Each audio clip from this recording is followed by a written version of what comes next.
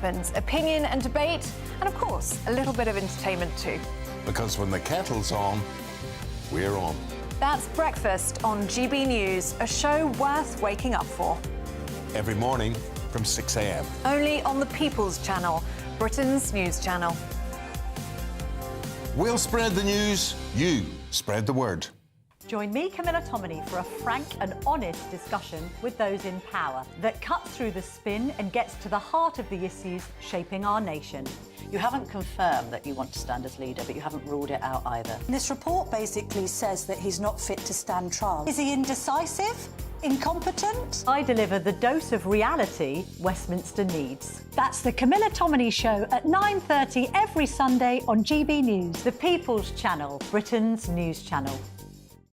It's Patrick Christie's Tonight, and here we do things differently. It's explaining the absolute madness of this, doesn't it? It's explosive. I mean, this is very good. It's lively. 850. Your government sat there, Sean, and it did nothing. It's controversial. And the Middle East has been in turmoil since before I was born. It's everything you need to kickstart your evening. Everyone's had their Weetabix tonight. I love to see it. That's Patrick Christie's Tonight, weeknights from 9 p.m.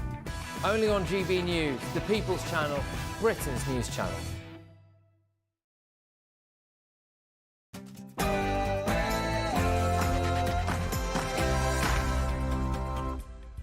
It's Saturday night, and this is the Saturday 5. I'm Alex Armstrong, along with Will Kingston, Dr. Renee, Matthew Goodwin-Freeman, and Kai Wilshaw. Tonight on the show, King Charles is defending the wrong faith. Reform have put egos before country. smashing the gangs is an abysmal failure. London's lawless, and it's Sadiq Khan's fault. The King is finally getting involved in politics. It's 6 p.m, and this is the Saturday 5.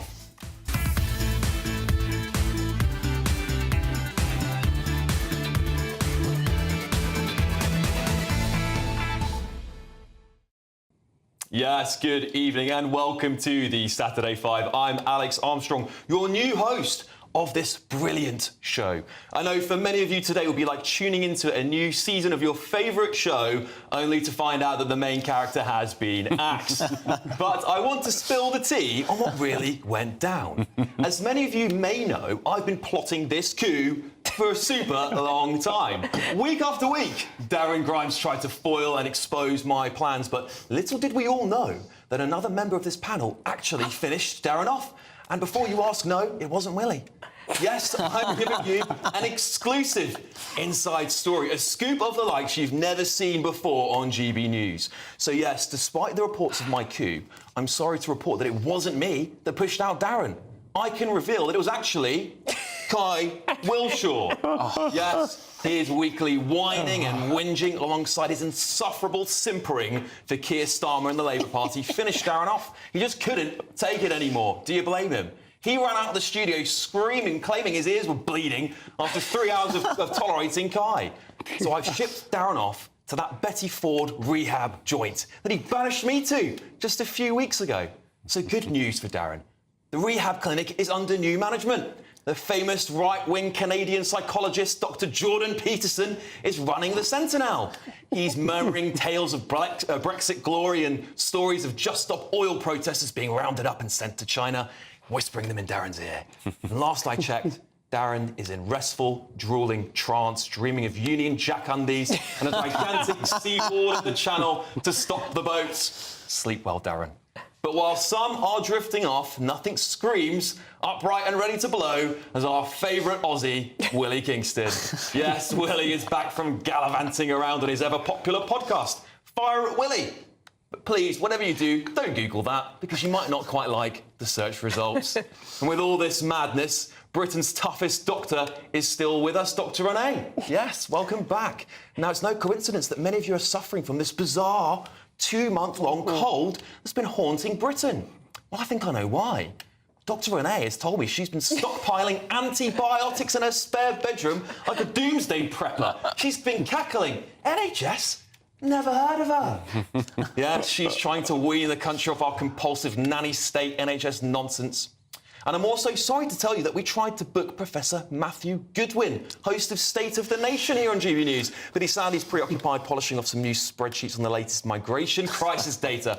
So I sent this crackpot panel out to find the next best thing. And here he is. It's Councillor Matthew Goodwin Freeman.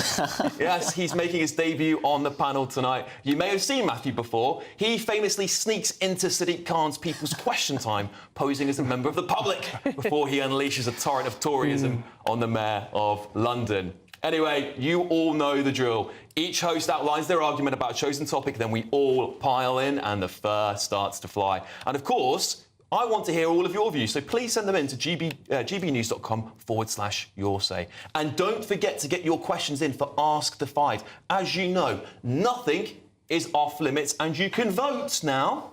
Interestingly, and I don't know how we're going to do this one again, but your favourite five.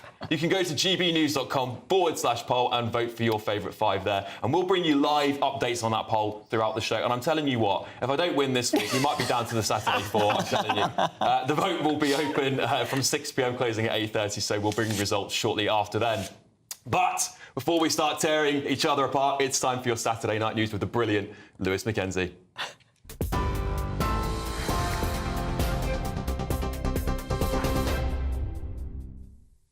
What a fantastic introduction. Thank you very much, Alex. Good evening. It's just after 6 o'clock. I'm Lewis Mackenzie here in the GB newsroom. Now, a man has climbed Big Ben draped in a Palestinian flag. At least 9 emergency service vehicles are in attendance on social media. On a social media live stream, the man said, I'm good to stay up here for some time. I filled the lining of my jacket with supplies. Replying to a comment on said live stream about when he will come down, the man replied, until I feel I can't anymore. A crane of what appears to be negotiators has approached the man. See on your screens right now. They've been speaking to the man for around an hour now. The surrounding area, including Westminster Bridge, has been closed to the general public. A Met Police officer spokesman has said officers are at the scene working to bring the incident to a safe conclusion. It's reported that the incident started at 8 a.m. this morning. We'll bring you the very latest here on GB News. Meanwhile, pro-Palestine activists have vandalised President Trump's golf course in Scotland. Red paint was sprayed over the clubhouse, while the message "Gaza is not for sale" was painted on the lawn of the US president's Turnberry golf course.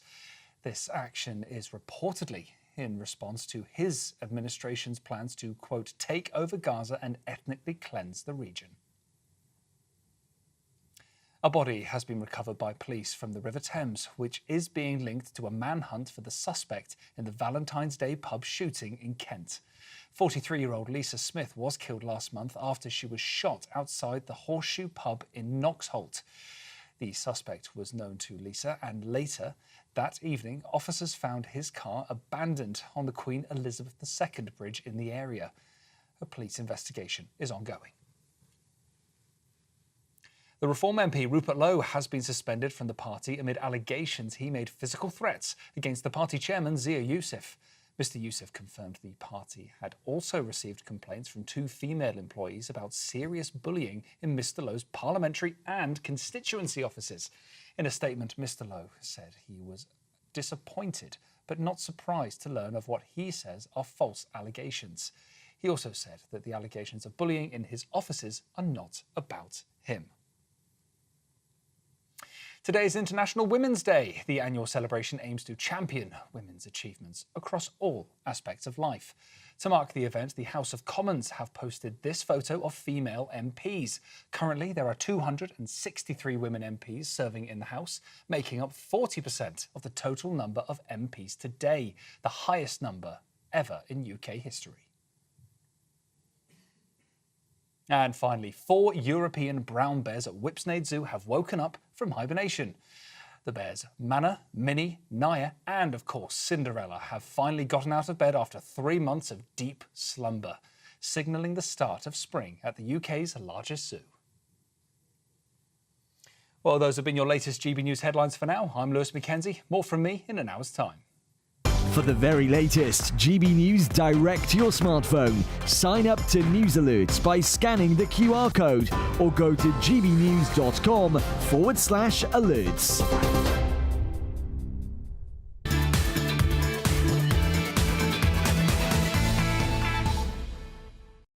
Yes, welcome back. It's Saturday night and you're, of course, with the Saturday 5. I'm Alex Armstrong and I can promise you that you're in for a very lively show as ever. Well, let's crack on with tonight's first debate. Who's going to kick us off? Me. Oh, go on then, Dr. Renee. OK. So, as the Reform Party internally imploded in front of our eyes last night, I found myself angry, upset and despondent about the future of Britain. From my inbox this morning, these were emotions shared by many. I'm angry that 5 grown men, all supposedly mature, were unable to sort out their differences behind closed doors and keep reform on track to retrieve this country from the toilet. And in allowing their egos to dominate, they have left hundreds of thousands of reform voters devastated. Now, let's be sensible. Nigel Farage is one of, if not the, most influential political movers and shakers in decades. And without Nigel, Reform would not now have 4 MPs. And this must not be forgotten. Having said this, over the last 8 months, it's become clear that Rupert Lowe is also a big name, a big man, and the Reform supporters have grown to love him. They want him. They also want Nigel. There have been growing murmurs that this is now Rupert Lowe, a man frankly fit for an Avengers slot, representing truth and transparency, versus a party moving often to soundbites which have softened as if they may be scared of upsetting the mainstream. Is this the problem? Is there a driving force in Reform that is steering the boat closer to the centre? Whilst Rupert is bold, saying what the man in the street wants to hear fearlessly? If it is, what is driving it? Many have suggested it's Zia Youssef. Who is Zia? Did he buy the party? Lance Foreman suggested last night that the solution is, in a tweet on X, sack Zia Youssef, apologise to Rupert, make Ben Habib the chair and let him democratise the party and develop policy. Whatever the answer, the quandary is this. If Reform don't find a solution that includes Rupert Lowe, it may be over. And with that, the dreams and hopes of so many Reform supporters in Britain. Yeah, look, I think there's a very, very split audience on this. There's a lot of people saying, look, you know, Nigel Farage is always going to be the top guy. He's good. Whatever happens, X is a little bit of a social media bubble. And the feeling on the ground is that Nigel Farage, whatever happens, is a household name. He's been around in politics far longer than Rupert and any other MP. And perhaps, I don't know, Dr. perhaps he's done the right thing. Perhaps these allegations might be so bad, well, we have to wait and see, of course, that maybe he's acted with the same sense of authority and strength that we need to see him do, because if he were Prime Minister, he would be forced to make this kind of action if he was leading a government. Sure, but again, everybody is innocent until proven guilty. I agree the other parties would have called for him to do it. But it does appear that the bullying allegations, and the Met Police have said this today, are against somebody in Rupert's office. And then we have Zia's allegations, which just suddenly appeared the day after his Daily Mail article. It smells. It does, until I see concrete evidence. And if I see concrete evidence, I will retract my comments and I will apologise on air. I'm saying that this is a political assassination and not a serious investigation. OK, well, why do you say that? Why do you say it's a political assassination? I think that it's really important we get the facts out of this because the audience will want to know everyone's... The first reason is that these allegations haven't popped up in the last week. They popped up in December and Reform have been sitting on this for 3 months. And it just so happens that they tend to go to the police the day after Rupert Lowe has made comments which could potentially be perceived as disparaging towards Farage. This, to me, looks like it is Nigel Farage's ego. It is not a credible investigation. Matthew, look, you Tories must be celebrating champagne bottles popping all over your constituencies. Is that right? Absolutely. I mean, all the WhatsApp groups that I'm in are saying, oh, fantastic, they've shot themselves, the bubble's bursting, you know, that sort of thing. I mean, what people have to remember is Lowe is loved. He genuinely is loved. He is someone who's donated all of his salary. Nigel is loved too. No, of course Nigel's loved, but the point is, Lowe is someone who's come into this, donated his salary, made a name for himself in the space of a few months, and a lot of people have said, could be the next leader of the party. So suddenly, to see this blow up in the space of 24 hours, I mean, from my point of view, it's lovely, but for everyone else, it's a real shame. I'm not sure it still does any justice to Kemi Badenoch. Yeah, Kai, true. We've heard nothing from her, This is a victory for Labour, is it not? Because Keir Starmer is facing reform in almost all of his front bench most of his front bench could be going to reform. I mean, this is going to be great news for Labour, right? Yeah, it's catnip for Keir Starmer, catnip for the Cabinet. This was inevitable, though. I think they were waiting for the reform project to start blowing up in the way that we've seen other right-wing parties do, other parties under Farage's stewardship. So this was completely inevitable when you have a bunch of big egos not being able to put together a party infrastructure that will actually take them through to elections and playing politics. We've seen them playing politics, grandstanding. Are all politicians not big egos? Yeah, You don't get to be there if you're not a big ego. But you could just see that particular group of people, grandstanders, grifters. Really, you could easily see how that was going to go wrong. No, I think that's ridiculous. Listen, I think most people at home who've seen me on here before know my political persuasions. I will say this, though. One of my big gripes with reform is they keep on putting these celebrity-like figures into seats and positions. It's what the Democrats do in America, and it backfires on politicians all the time. We're seeing Ant Middleton as the potential candidate for Mayor of London. He doesn't live in London. He's not a Londoner. I want to see that role go to a normal Londoner. And when you're doing so well in the polls, when you're leading most of the polls, you can't be seen to be complacent and go, we're just going to keep on whacking celebrities and well-known names. You've got to win on merit. Did you not agree, Will? No, I do agree. The one thing which I'm holding on to some shred of hope is that we still have 4 years till the next election. Yes. So people who are saying this is terminal for reform are wrong. A lot can change in that amount of time. But most of the things that Kai said, very sadly, are accurate. This is a very, very bad day for the Reform Party. People thought it was terminal for reform when Elon Musk said, that's it, goodbye, Nigel. People thought that was terminal for reform. And look, they rebuilt, carried on and kept going. So who knows, but this does feel way, way more serious. So let's see what the next week holds. A week is a long time in politics. I mean, all the current party leaders have had some sort of heat on them. I mean, Keir Starmer's poll approval ratings are through the floor. They still are through. They might bounce back a little bit after what he's done in Ukraine, but I can't see them bouncing back over 100 points. Kemi Badenoch, of course, can't get off the ground. No. So I still think Ed Davey, when was the last time I saw him? He's too busy in the water. I haven't seen him doing any water sports lately, so I can't think anyone will even know who he is. Yeah. I think Nigel Farage is still going to come out on top here, no matter what happens. They've obviously taken a calculated risk, saying, we've got to do this, come hell or high water. They've obviously got good reasons to do it. And I would have thought, this is the thing, you would have thought they would have thought through what are the consequences of us taking this action and gone, actually, it's better for us to do it than not to do it. Yeah. And that's the thing I think about. If they haven't, then it's a mess. Yeah, well, Lee Anderson's come out today saying that there is no future Reform Party that involves Rupert Lowe. So, at least in that regard, there is no way that they can be salvaged this relationship. And also, to a degree, it's taken the heat off Nigel, who's been taking a lot of pro-Putin criticism this week, and that's all gone now because nobody's talking about that. They're talking about this. He is the big political survivor, isn't he? Oh, yeah. Farage. I mean, Farage has survived everything. Exactly. Everything that's ever been thrown at him, and he's back now, and he always manages to have a comeback. I think some of the criticisms may be fair.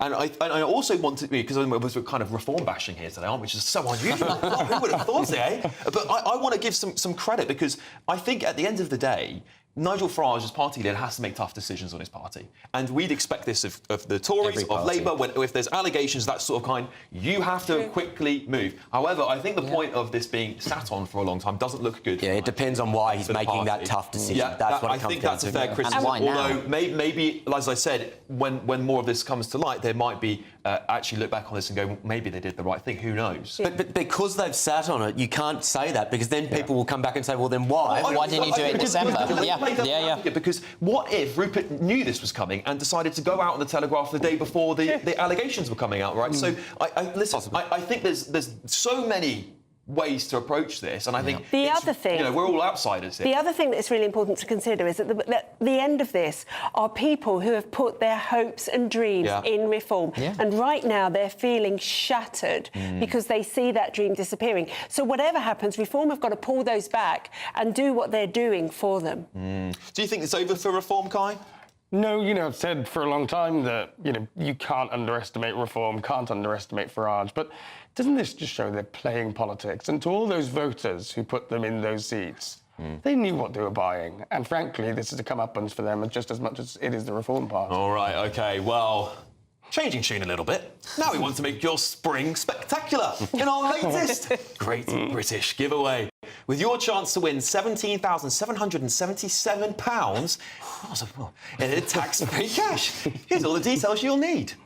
You could have £17,777 in tax-free cash to play with this spring. Cash to spend on anything you like. And if that wasn't enough, we're also going to give you not one, but 2 sought-after designer watches and the latest Mulberry handbag. How would winning that sound? Oh my God, that's brilliant news. For a chance to win the cash, 2 watches and a designer bag, text cash to 63232. One entry costs £2 plus 1 standard network rate message, or text bonus to 63232. 5 entries cost £5 plus 1 standard network rate message. Go to gbnews.com/win. Entries start from just £2. Call 0903 681 3232. Calls cost £2 plus your network access charge, or post your name and number to GB12 PO Box 8690 Derby DE1 9TT. UK only. Entrants must be 18 or over. Lines close at 6 p.m. on the 4th of April. Please check the closing time if listening or watching on demand. Good luck. OK, still to come tonight, is London becoming more and more lawless? But next, is King Charles putting the monarchy at risk by his embrace of multiculturalism? Well, you're going to find out more on that. So you're with the Saturday 5 live on GB News. Stay tuned.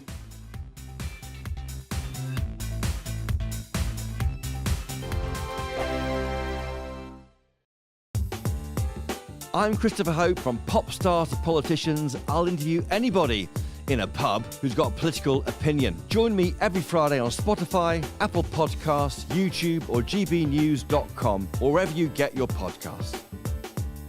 This is GB News, the People's Channel. This is GB News, Britain's news channel. And the BAFTA-winning actress, Daisy May Cooper, isn't holding back about what she thinks about Shakespeare. She thinks it's time to ditch the lot. Well, comparing his plays to studying EastEnders in 600 years' time, she says that kids would be better off learning from TV dramas. But is she onto something, or is the Bard still a class act? Sometimes it's better not to say anything, isn't it? Anyway, joining us to discuss this is the lifestyle journalist and parenting expert Annette Kello. Annette, is studying Shakespeare these days the same as if you forced children in 600 years' time to study Pat Butcher? Exactly. I mean, Pat Butcher's earrings to start with, maybe studying those in 600 years. But I think while she has a point that it is very old, I think we need to bring it up to speed and not scrap it, but reimagine it so that people today can learn it. The plays are quite long, which might be quite hard for kids to decipher. But I do think there's something in keeping it. We know that there's loads of words. I think it's 1,700 words that Shakespeare invented. And come on, which ones do you know? Swagger? We were talking... This is addiction? This is cheating, because we were talking a bit about this in the break. But assassination, critic, majestic...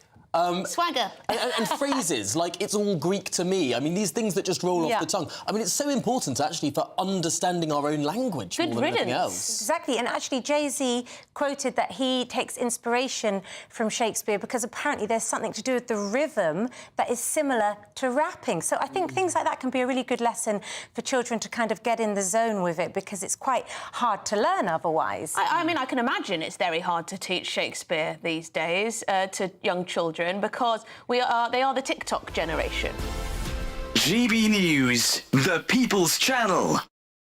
In the GB Newsroom, we bring you the news as it happens. With our team of dedicated journalists across the UK, we're ready to keep you up to date with what's happening every half an hour, every single day. Bulletins here on GB News, the People's Channel, Britain's news channel. This is Britain's Newsroom, where your voice matters. It's just astonishing. With expert analysis and honest opinion, we don't just keep you informed. We bring you unique perspectives you won't see anywhere else. Can't argue with any of that. When the news happens, it happens here. On Britain's Newsroom, weekdays from 9:30 a.m. Only on GB News.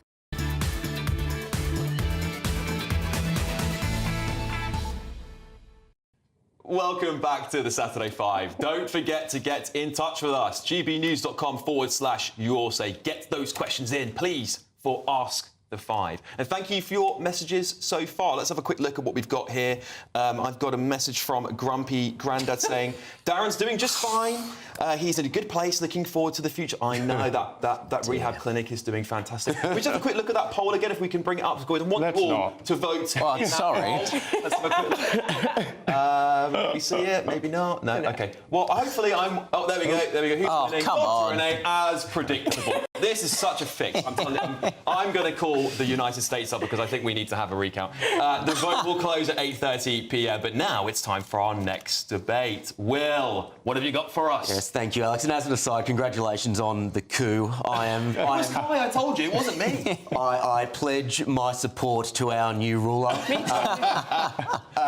Ladies and gentlemen, Charles III, as the King of the United Kingdom, is the head of the Church of England and the defender of the faith. And he is defending the faith. The problem is it's just not the faith that the Church of England believes in. In the last week, Charles has been packing dates for Muslims who are breaking their fast during Ramadan. He has held a call to prayer for Muslims in Windsor Castle, and the royal family's social media accounts have been welcoming Ramadan. At the same time, those accounts and Charles have been conspicuously silent about the beginning of Lent, about Shrove Tuesday and about Ash Wednesday. In other words, the holy rituals and traditions that the Church of England believes in. This is a slap in the face to Christians across the United Kingdom. And when I said that Charles is defending the wrong faith, I wasn't necessarily referring to Islam, although that is certainly a component of this. He is defending the religion of the progressive elites of recent years. It is the progressive leftist establishment that believes in DEI, in wokeism, in multiculturalism. Now, we know that Charles believes that sort of stuff in his heart, but it's now very obviously bubbling to the surface in his role. And make no mistake, this is an existential threat for the future of the monarchy. Do I think that Charles III will end up in the same boat as Charles I? No, I don't. But at the same time, the people who most ardently support the monarchy, being Conservatives, are turning off because he is espousing views which they don't believe in. He has a choice to make here. Either he supports and defends the faith that he is obligated to do, and he supports British values, or he continues this globalist, multicultural nonsense and watches support for the royal family wither away and die. Yeah, I mean, look, so just to start off, I mean, the king and the royal family don't normally comment on Ash Wednesday. I think that's a traditional thing they have followed, just so the audience are aware. But Kai, I mean, you know, is this not what we expect from the king? We expect better. Well, really, get a grip here, OK? The king has always been a fan of interfaith dialogue, right? 3 weeks ago, he signed a massive accord between Jewish leaders and Muslim leaders because of the sort of distrust after the war in Gaza. Did he tweet about it? And it's really important that we have an unifying king, somebody who's willing to be compassionate for people who are sort of expressing their freedom of religion in this country. If he, that, I think it's really admirable and strikes a completely different contrast to the likes of you guys who would rather that we pretend like Muslims in the UK don't exist. No. The point is it takes nothing to send a tweet out. It takes nothing for him to send a tweet out on Ash Wednesday. It takes nothing to. The reality is, Kai, is that... But the royal family... Let me come back to that. Hang on, you can come back in a second, but the reality is the king is the head of the Church of England, the Anglican Church, and I think that's what Will's point is, to some extent, is that this is his first and foremost duty as defender of the faith, and I think what Will is saying is that he's moving away from that old, solid piece of solid line that the king is meant to adhere to. Do you not agree to that? Do you not agree that that's his job is to defend the Christian faith? And he does do that. I really, really despise this idea that he's not doing any Christian sort of big set pieces in the year, when we know that there's a massive fuss around the royal family's Christmas. all our pageantry, everything that the royal family stands for is laden with Christian symbolism. So to pretend like he's moving away from this because he believes in multiculturalism is a load of guff. All right, laden with Christian symbolism is actually a joke, because the lights in London in Regent Street are actually Ramadan lights. I have no problem with us celebrating every other faith. We've got a big Jewish holiday coming up. We've got Passover coming up. Knock yourselves out. But if we're going to do that, and it's called multiculturalism, which that I believe doesn't work, but if we accept that it does, then we must do it to the Christian faith as well. The point is, when Charles was coronated, he changed the wording to say defender of all the faiths. This week, he forgot Christianity, and you can't deny that. No. I think it's good for him to... I think it's important Did he forget Christianity this week, yes or no? He goes out and does something unexpected, rather than what after many years of supporting the Christian causes. I think it's only right that he's supporting Muslims, both in the UK, but also who are under his dominion across the world. That's quite an important point. Maybe we could look at it this way. Do you think the king is being pragmatic here, setting the royal family up to survive? I mean, one of the big jobs of a royal is to make sure that their institution survives the test of time. And, you know, we're going to talk about this coming up very soon in my monologue, which is the changing culture and the changing face of our country. If he goes full in, I'm Christian, I'm defending Christianity only, is he putting the royal family at risk in its longevity by not acknowledging the truth that our country is changing dramatically? Well, perhaps if we address that truth, that our country is changing dramatically, and then suddenly decided what we are, which is a Christian country, still, even in all of the surveys, we are a majority Christian country, then perhaps we ought to start moving ourselves further towards being a Christian country, and that's what he should do. Yeah, the fact of the matter is, as I said, there is a perception now amongst the most traditionally ardent supporters of the monarchy that he doesn't care about them or their faith anymore. And if you lose them, you lose your base. That is what is happening at the moment. Whether or not you think it's fair or not, Kai, that is what is happening at the moment. It literally takes a matter of seconds to schedule a tweet. Why did no one in the royal family's press office think, schedule a tweet, tick, that's that holiday done, now we can schedule the next one, tick, that's one done. He can do as much as he wants for the Muslim faith, absolutely fine, support it, diversity, wonderful, great. But the point is, he forgot Christianity. It shows the shallowness of this whole argument. We did. That basically it's hinging on whether he sent a tweet or not, when in fact, there's a whole host of other things that the king and the royal family do to support the Christian faith. You know that. So one tweet? Come on. OK, guys, look, we're going to have to leave it there, unfortunately. I know this is a debate. We'll come back to this another week, I'm sure of it. But after the break, channel crossings have skyrocketed as the sun comes out. It's our only deterrent, isn't it? I'll be giving my take on that after the break. You have the Saturday 5 live on GB News. Ready to soak up that holiday sunshine? Won't we need some cover? No worries. All sorted. All Clear Travel Insurance sponsors GB News Travel Destinations Forecast. If you're curious about what the weather's doing further afield, well, across the Mediterranean, there's a lot of unsettled weather at the moment, especially Iberia into the south of France. But for Greece, mostly fine, sunny spells, still a bit of a breeze for the Greek islands. Italy, towards the south, yes, plenty of settled weather, but towards the north and northwest, as well as the south of France, unsettled, but not as unsettled as Portugal, Spain, Gibraltar, Madeira, where heavy showers and strong winds will be continuing through the next few days.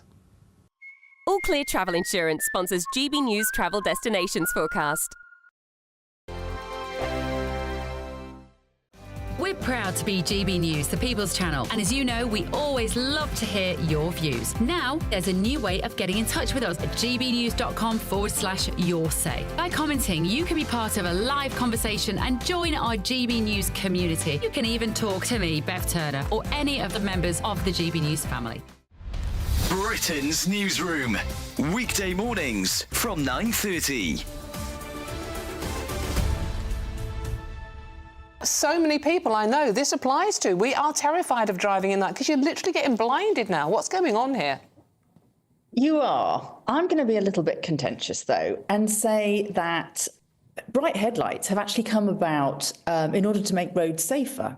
Because if, like me, you've had experience of driving older cars, you'll know just how appalling the older style headlights can be. And in fact, you know, you can't actually see very clearly the road ahead. So the new xenon and LED headlight technology actually stemmed from a racing background when cars were racing at night in order to make the roads brighter. Now, I'm not saying that it's not a problem for drivers, but I do sort of think that, you know, this possibly could be part of the whole culture of people liking to have something to complain about.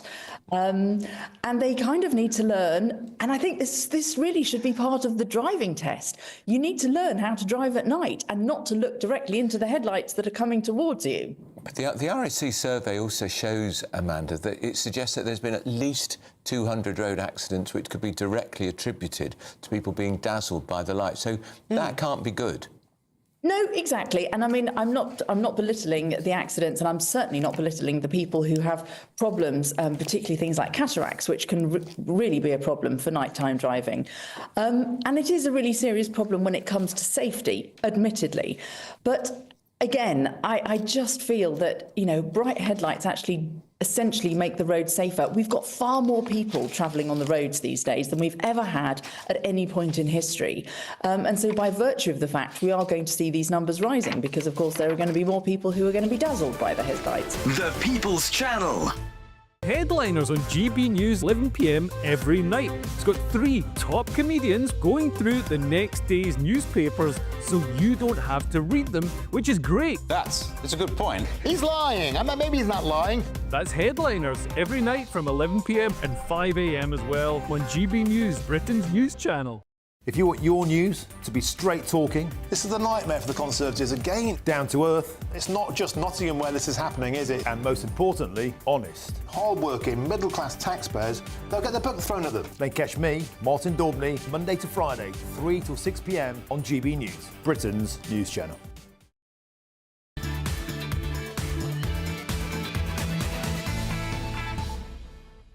Yes, welcome back to the Saturday 5. Please get in touch with us. We're reading all of your comments at the moment. gbnews.com/your say, and don't forget to ask your 5. Put those into your say as well. We're going to get them ready for you for later. Nothing is off limits. And thank you for your messages so far. Let's just read a couple out here. Dina said about your topic, Renee, on reform. It'll all come out in the wash, but sadly, I don't think there's any way back for Rupert now. I think Dina is right. Yeah. And Gerald said on the monarchy question for you, Will, he said, I've always supported the monarchy, but I'm afraid that it's diminishing the longer Charles is king. Yeah. OK, well, while you're on gbnews.com, put in /poll, because we want you to vote for your favourite 5. Is Dr. Renee still winning? Oh, everyone is. It's a generic one. Finally, I'm not in last. I had to stop the vote. Reset. Because of all the... Renee's got 5 phones under her desk. Poll's restarting now. The vote will close at 8:30 p.m. But now it's time for our next debate. And I am going to take this one, if that's all right with all of you. It. Well, there you have it. In the last week, we've seen that smashing the gangs, a grimly predictable disaster of a policy, has failed to halt a single illegal boat crossing since Labour took office, has completely failed, hasn't it? Worse still, it's fueling record migrant surges and more channel deaths. Just today, 150 migrants stormed into the UK, pushing the total since last Saturday to 1,900 people crossing the channel. That's smashing records since the 2016 crisis began. This is nothing less than a catastrophic failure to guard our borders while Prime Minister Starmer is off around the world squandering his energy and time on a foreign nation's security. Well, this news today follows a jaw-dropping report for the Centre for Migration Control. They exclusively unveiled with us here at GB News earlier in the week. It's a stark report, guys. By 2035, first-generation migrants will hit a staggering 25% of this country's population, as the UK is set to race past 73 million people on our little island. To put that number into perspective for you all at home, that's over 18 million people, more than double the population of our capital, our already oversized capital, London.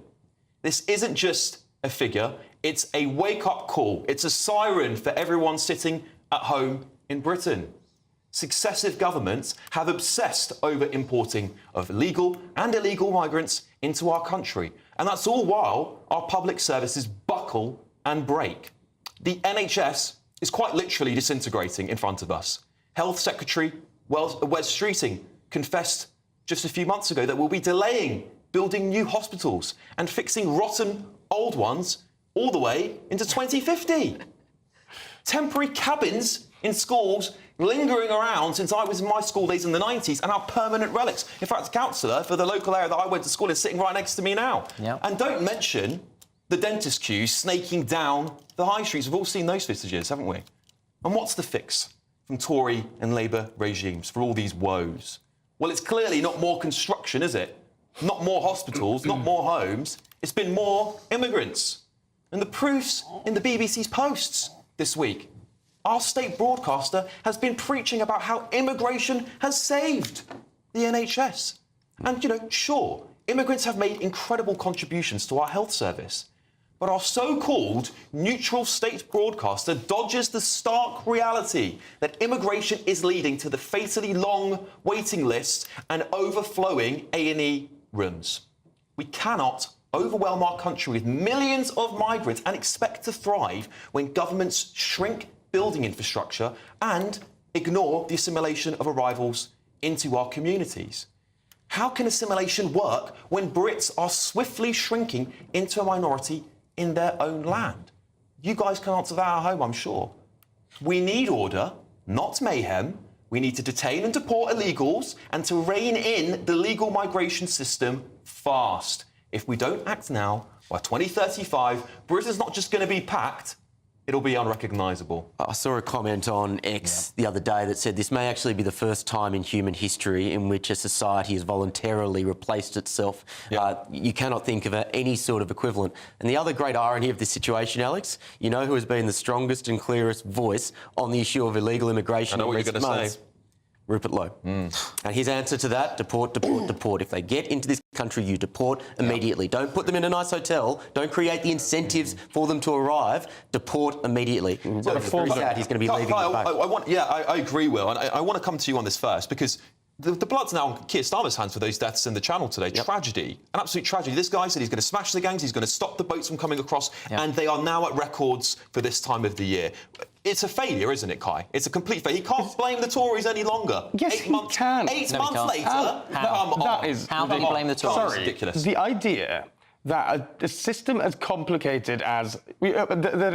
a migration system as complicated as what we have here, and all the facts of the matter with the supply chain and how far that stretches back and how long it takes for changes to government policy to filter through into small boats arrivals, that does take time. It is still completely acceptable to blame the Tories on this, because what Labour is doing, obviously they are deporting, they're removing people who aren't meant to be in this country at record levels, but then they're also working with countries to stop them actually getting to the UK in the first place. Right, so let's the complicated system. So you're suddenly finding out that government is actually a lot harder because the civil service work against you. And smashing the gangs, those words that were going to stop people coming over, well, I'm sorry, we all knew it wasn't going to happen. Now, look, the Rwanda plan, I've said it, bingo, it did not get a flight off. Our failure, we should have got flights off regardless. Very expensive. But the point is, it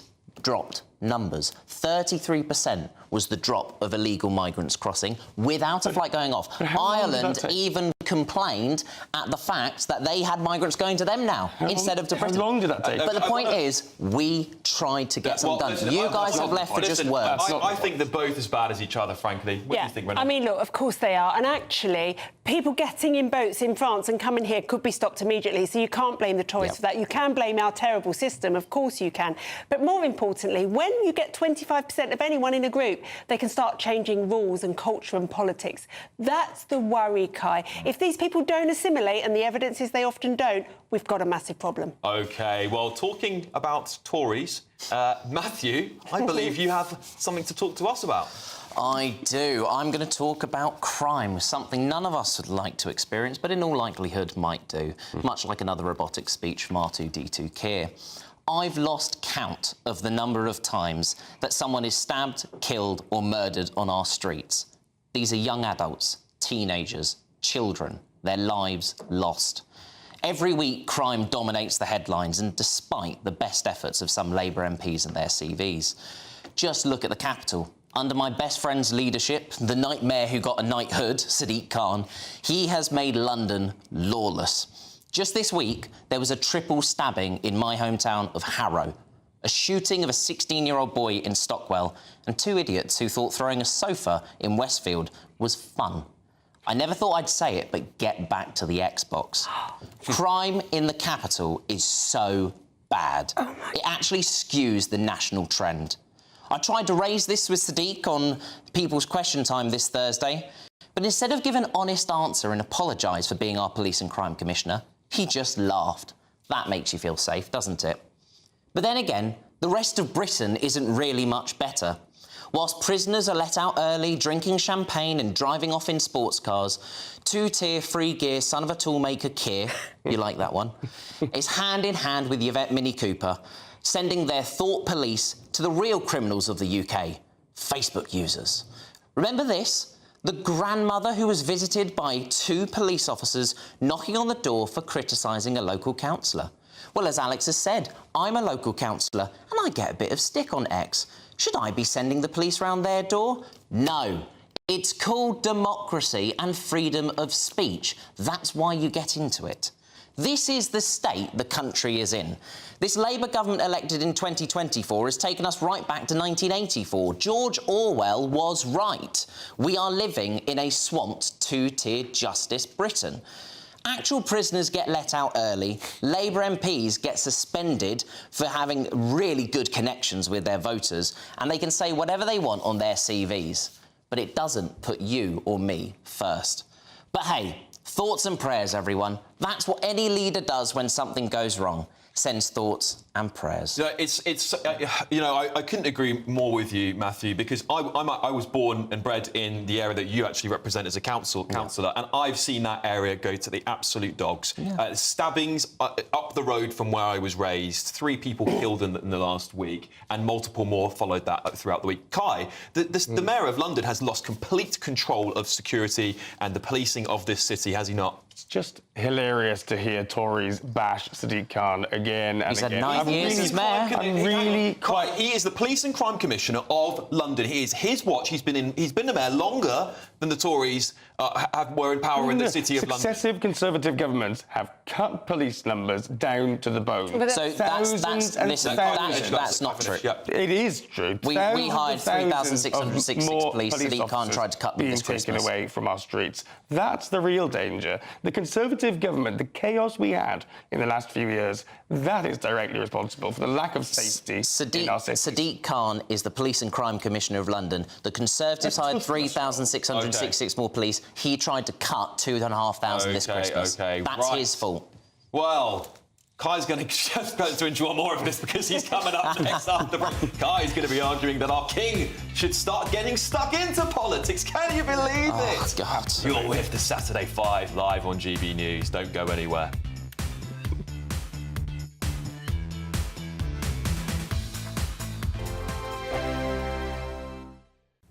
Hello there, welcome to your latest GB News weather forecast. Generally dry across much of the UK over the next 24 hours. Plenty of sunshine to come through Sunday.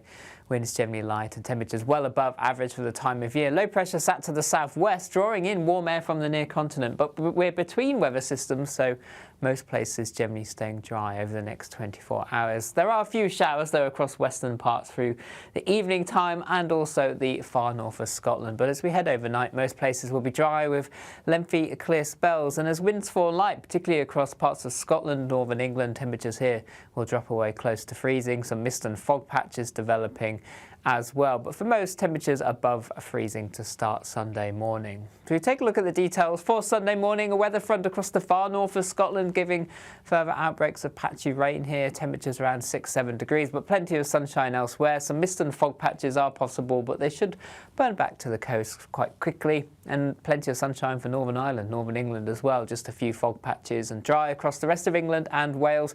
Just perhaps a little bit of rain getting close to the far southwest of England, but again, most likely staying dry here too. A little bit breezy here, but for most through Sunday, winds will be light. There'll be plenty of sunshine. Just further outbreaks of patchy rain affecting the far north of Scotland, and very little change through the rest of the afternoon into the evening time, and temperatures, well, above average. looking at 17, 18, 19, possibly 20 Celsius in the best of the sunshine. Somewhere across North Wales into northwest England could reach that top spot. On Monday, it's all changed. A weather system's moving southwards, introducing northerly winds and much colder air across Scotland. This slowly pushes southwards through Monday and into Tuesday, introducing that colder air. But southern parts holding on to that warm air for one day more, so 16, 17 Celsius possible, then turning colder for all from Tuesday. It's Patrick Christie's Tonight, and here we do things differently. It's explaining the absolute madness of this, doesn't it? It's explosive. I mean, this is very good. It's lively. 850. Your government sat there, Sean, and it did nothing. It's controversial. And the Middle East has been in turmoil since before I was born. It's everything you need to kickstart your evening. Everyone's had their Weetabix tonight. I love to see it. That's Patrick Christie's Tonight, weeknights from 9 p.m. Only on GB News, the People's Channel, Britain's news channel. Mornings don't have to be tiresome, especially if you have the right company. Wake up to news as it happens, opinion and debate, and of course, a little bit of entertainment too. Because when the kettle's on, we're on. That's Breakfast on GB News, a show worth waking up for. Every morning from 6 a.m. Only on the People's Channel, Britain's news channel. We'll spread the news, you spread the word.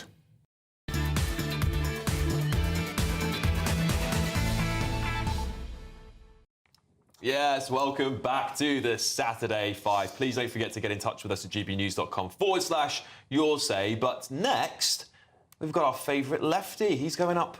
Kai, what have you got for us this week? It's another one on King Charles, but taking a bit more of a political question.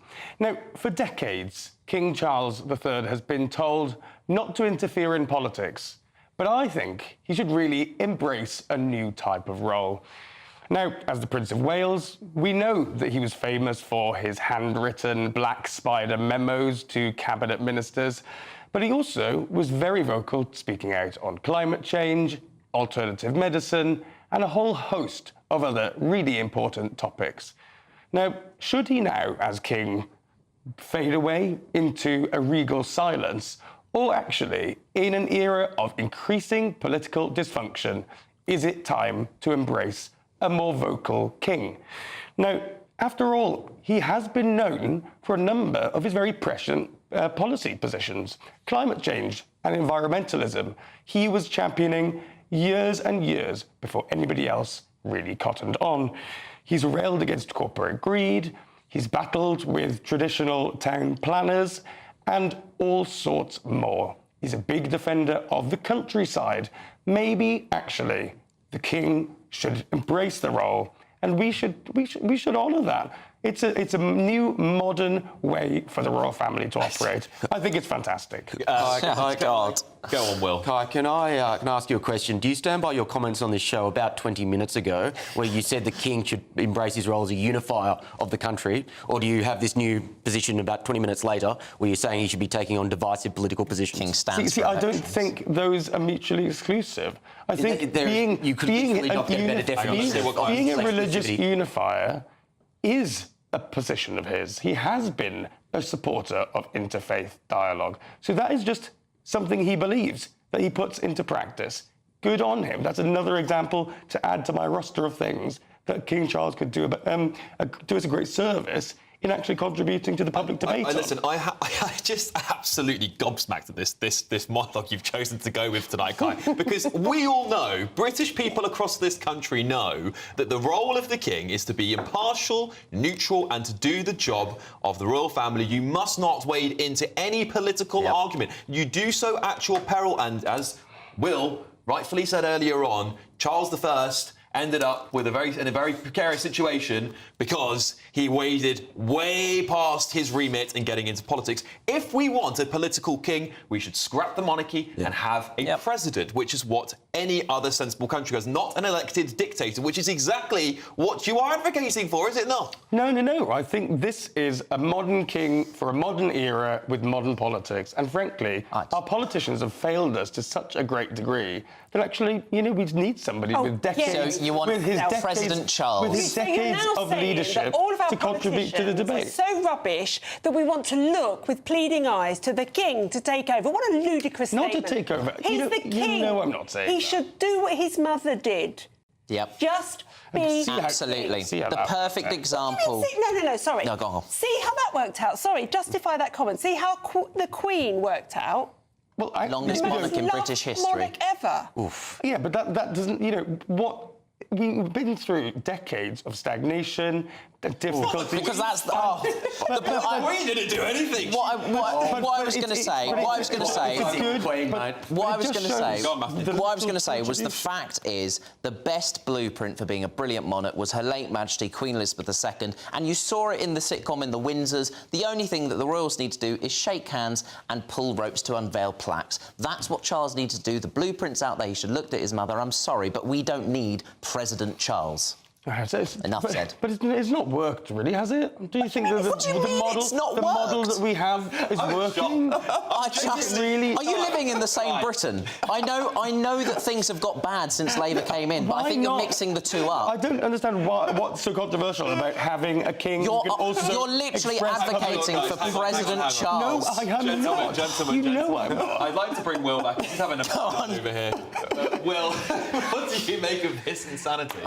Guys, it's a bold play dissing the Queen on national television. Let's see how that goes. On here of all places. But isn't it funny how the left does the fight for democracy narrative when it suits them, but having a political monarch is also completely fine when it suits them? There's no... Lost for words. I think I'm giving this more credit than it deserves. Quick right of reply, go on. I'm not talking about a change in his constitutional role. I'm just saying, actually, with decades of experience under his belt, we want his opinions. We want to hear them. Okay. Okay. Well, let's move on, shall we? Because I can't hear each other. Anyway, after the break, I'll be joined by a former Downing Street insider to spill the beans on what's been happening at the heart of government. Trust me, this is an exclusive. He's never spoken to anyone else other than GB News. Don't go anywhere. You're not going to want to miss this one.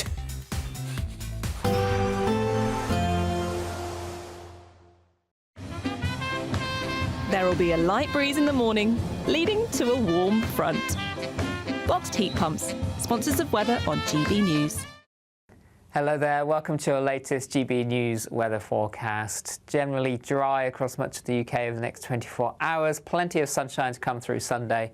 Winds generally light and temperatures well above average for the time of year. Low pressure sat to the southwest, drawing in warm air from the near continent. But we're between weather systems, so most places generally staying dry over the next 24 hours. There are a few showers, though, across western parts through the evening time and also the far north of Scotland. But as we head overnight, most places will be dry with lengthy clear spells. And as winds fall light, particularly across parts of Scotland, northern England, temperatures here will drop away close to freezing. Some mist and fog patches developing as well, but for most, temperatures above freezing to start Sunday morning. So we take a look at the details for Sunday morning. A weather front across the far north of Scotland giving further outbreaks of patchy rain here. Temperatures around 6-7 degrees, but plenty of sunshine elsewhere. Some mist and fog patches are possible, but they should burn back to the coast quite quickly. And plenty of sunshine for Northern Ireland, Northern England as well. Just a few fog patches and dry across the rest of England and Wales.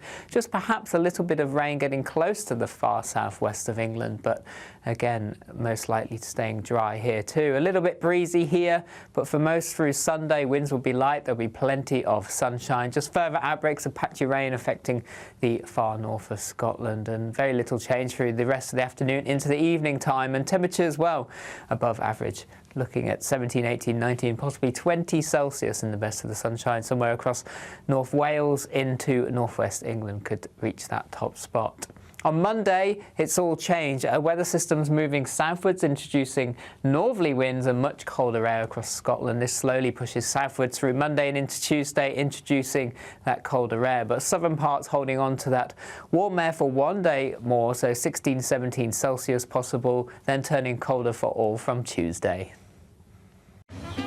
We can expect clear skies, leading to a light and warm day ahead. Lovely. Boxed Solar, sponsors of weather on GB News. We want to spruce up your spring with an incredible £17,777 in tax-free cash that you can spend however you like. But that's not all, as you'll also receive not one, but 2 brand new designer watches and a fabulous Mulberry handbag. For a chance to win the cash, 2 watches and a designer bag, text cash to 63232. One entry costs £2 plus 1 standard network rate message, or text bonus to 63232. 5 entries cost £5 plus 1 standard network rate message. Go to gbnews.com/win. Entries start from just £2. Call 0903 681 3232. Calls cost £2 plus your network access charge, or post your name and number to GB12 PO Box 8690 Derby DE1 9TT. UK only. Entrants must be 18 or over. Lines close at 6 p.m. on the 4th of April. Please check the closing time if listening or watching on demand. Good luck. Hi, I'm Michelle Dewberry, and my show is your opportunity to cut through all the noise and dive in headfirst to some robust debates. Ideas clash. Situation, isn't it? Because the failure is you're deliberately avoiding my point. Nothing's held back, And if you think this is the end of it, wait for more. and we do not shy away from the difficult stuff. Sometimes I want to shake people and say, if only you understood. So join me on Jubes & Co. weeknights at 6 p.m. only on GB News, Britain's news channel. In the GB Newsroom, we bring you the news as it happens. With our team of dedicated journalists across the UK, we're ready to keep you up to date with what's happening every half an hour, every single day. Bulletins here on GB News, the People's Channel, Britain's news channel. Join me, Camilla Tominey, for a frank and honest discussion with those in power that cuts through the spin and gets to the heart of the issues shaping our nation. You haven't confirmed that you want to stand as leader, but you haven't ruled it out either. This report basically says that he's not fit to stand trial. Is he indecisive? Incompetent? I deliver the dose of reality Westminster needs. That's the Camilla Tominey Show at 9:30 every Sunday on GB News, the People's Channel, Britain's news channel. Join me, Nana Akwe, for an informative, interactive news programme with a difference. It's fun. No, he didn't say that, Dave. I'm so surprised. I think there's an element of truth to that. Join me from 3 p.m. every weekend, only on GB News, Britain's news channel. This is Britain's Newsroom, where your voice matters. It's just astonishing. With expert analysis and honest opinion, we don't just keep you informed. We bring you unique perspectives you won't see anywhere else. Can't argue with any of that. When the news happens, it happens here. On Britain's Newsroom, weekdays from 9:30 a.m. Only on GB News.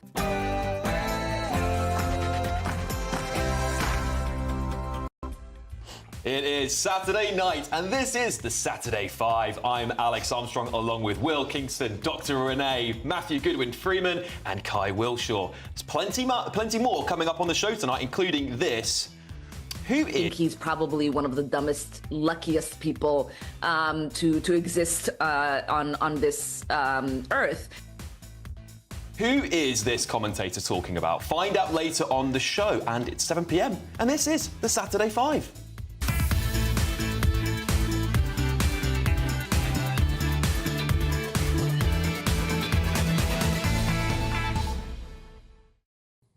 Still to come tonight, I'm joined by a former advisor to Boris Johnson and Theresa May in his first exclusive TV interview since leaving the civil service. It's going to be a bombshell. You will not want to miss it. And in our Saturday scrap, Will and Kai are going head-to-head, if they haven't already tonight. There's a big debate on the story today. There's a man holding a Palestinian flag climbing Elizabeth Tower in Westminster from 8 a.m. this morning. And he's still up there.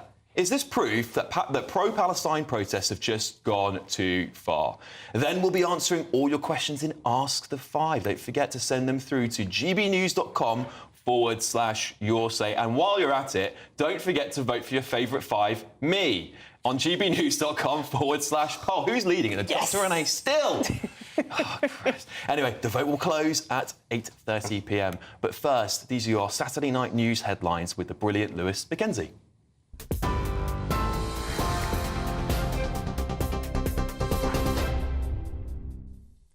Good evening, I'm Lewis Mackenzie in the GB Newsroom.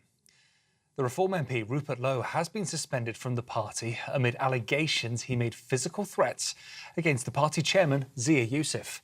Mr Youssef confirmed the party had also received complaints from 2 female employees about serious bullying in Mr Lowe's parliamentary and constituency offices. In a statement, Mr Lowe said he was disappointed but not surprised to learn of what he says are false allegations. He also said that the allegations of bullying from his office are not about him. Pro-Palestine activists have vandalised President Trump's golf course in Scotland. Red paint was sprayed over the clubhouse, while the message "Gaza is not for sale" was painted on the lawn of the US president's Turnberry course. This action is reportedly in response to his administration's plans to, quote, take over Gaza and ethnically cleanse the region. A body has been recovered by police from the River Thames, which is being linked to a manhunt for the suspect in the Valentine's Day pub shooting in Kent. 43-year-old Lisa Smith was killed last month after she was shot outside the Three Horseshoe pub in Knockholt. The suspect was known to Lisa, and later that evening, officers found his car abandoned on the Queen Elizabeth II bridge in the area. A police investigation is ongoing. 3 suspects are still at large after 12 people were injured in a shooting at a pub in Toronto. Authorities say 6 people suffered bullet wounds and others hurt by flying glass or shrapnel. All other injuries are not life-threatening. The motive for the attack is still unclear. Today is International Women's Day. The annual celebration aims to champion women's achievements across all aspects of life. To mark the event, the House of Commons have posted this photo of female MPs. Now, currently, there are 263 female MPs serving in the House, making up 40% of the total number of MPs today, the highest number in the history of the UK. And finally, 4 European brown bears at Whipsnade Zoo have woken up from hibernation. The bears Manna, Minnie, Naya and, of course, Cinderella have finally gotten out of bed after 3 months of deep slumber, signalling the start of spring at the UK's largest zoo. Thank you very much. I've been Lewis Mackenzie, and those are your GB News headlines. For the very latest GB News direct to your smartphone, sign up to News Alerts by scanning the QR code or go to gbnews.com/alerts.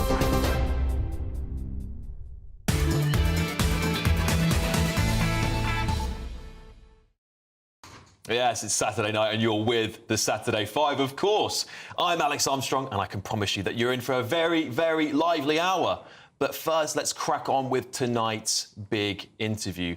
Our next guest is giving his first exclusive TV interview since leaving the civil service. He worked directly for the top brass of our democracy, advising and working alongside multiple prime ministers, including Theresa May, Boris Johnson and Liz Truss, I believe.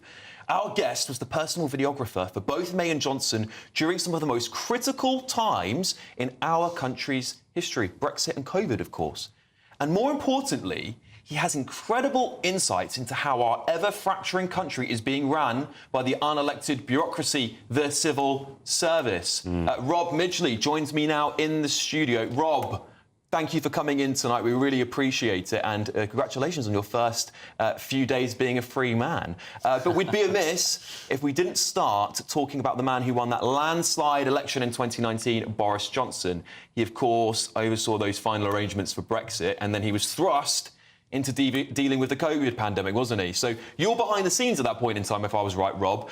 Was there anyone in the civil service, and I'm sure our audience would really like to know this, was there any civil servants attempting to overrule the Prime Minister or, you know, any other elected politicians that you managed to see?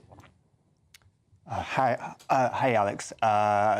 Yeah, I mean, to start with, I was there between Theresa May and I saw Boris through to Liz Truss. And, you know, at the start of the Boris Johnson, it was very much Brexit, and then we went into COVID. And, you know, I think there's something really important to remember that Boris never really made many of his own decisions. It was mainly his private secretaries who have a team underneath Downing Street that sort of write every single thing for him. So it's all about what they present to him. He can always come back and say, I don't agree with this, but it was very rare that they could sort of counter that, and they would say to him, look, this is the evidence that we have, and this is what you have to say. And this isn't just with the Prime Minister, it's basically with any other minister as well.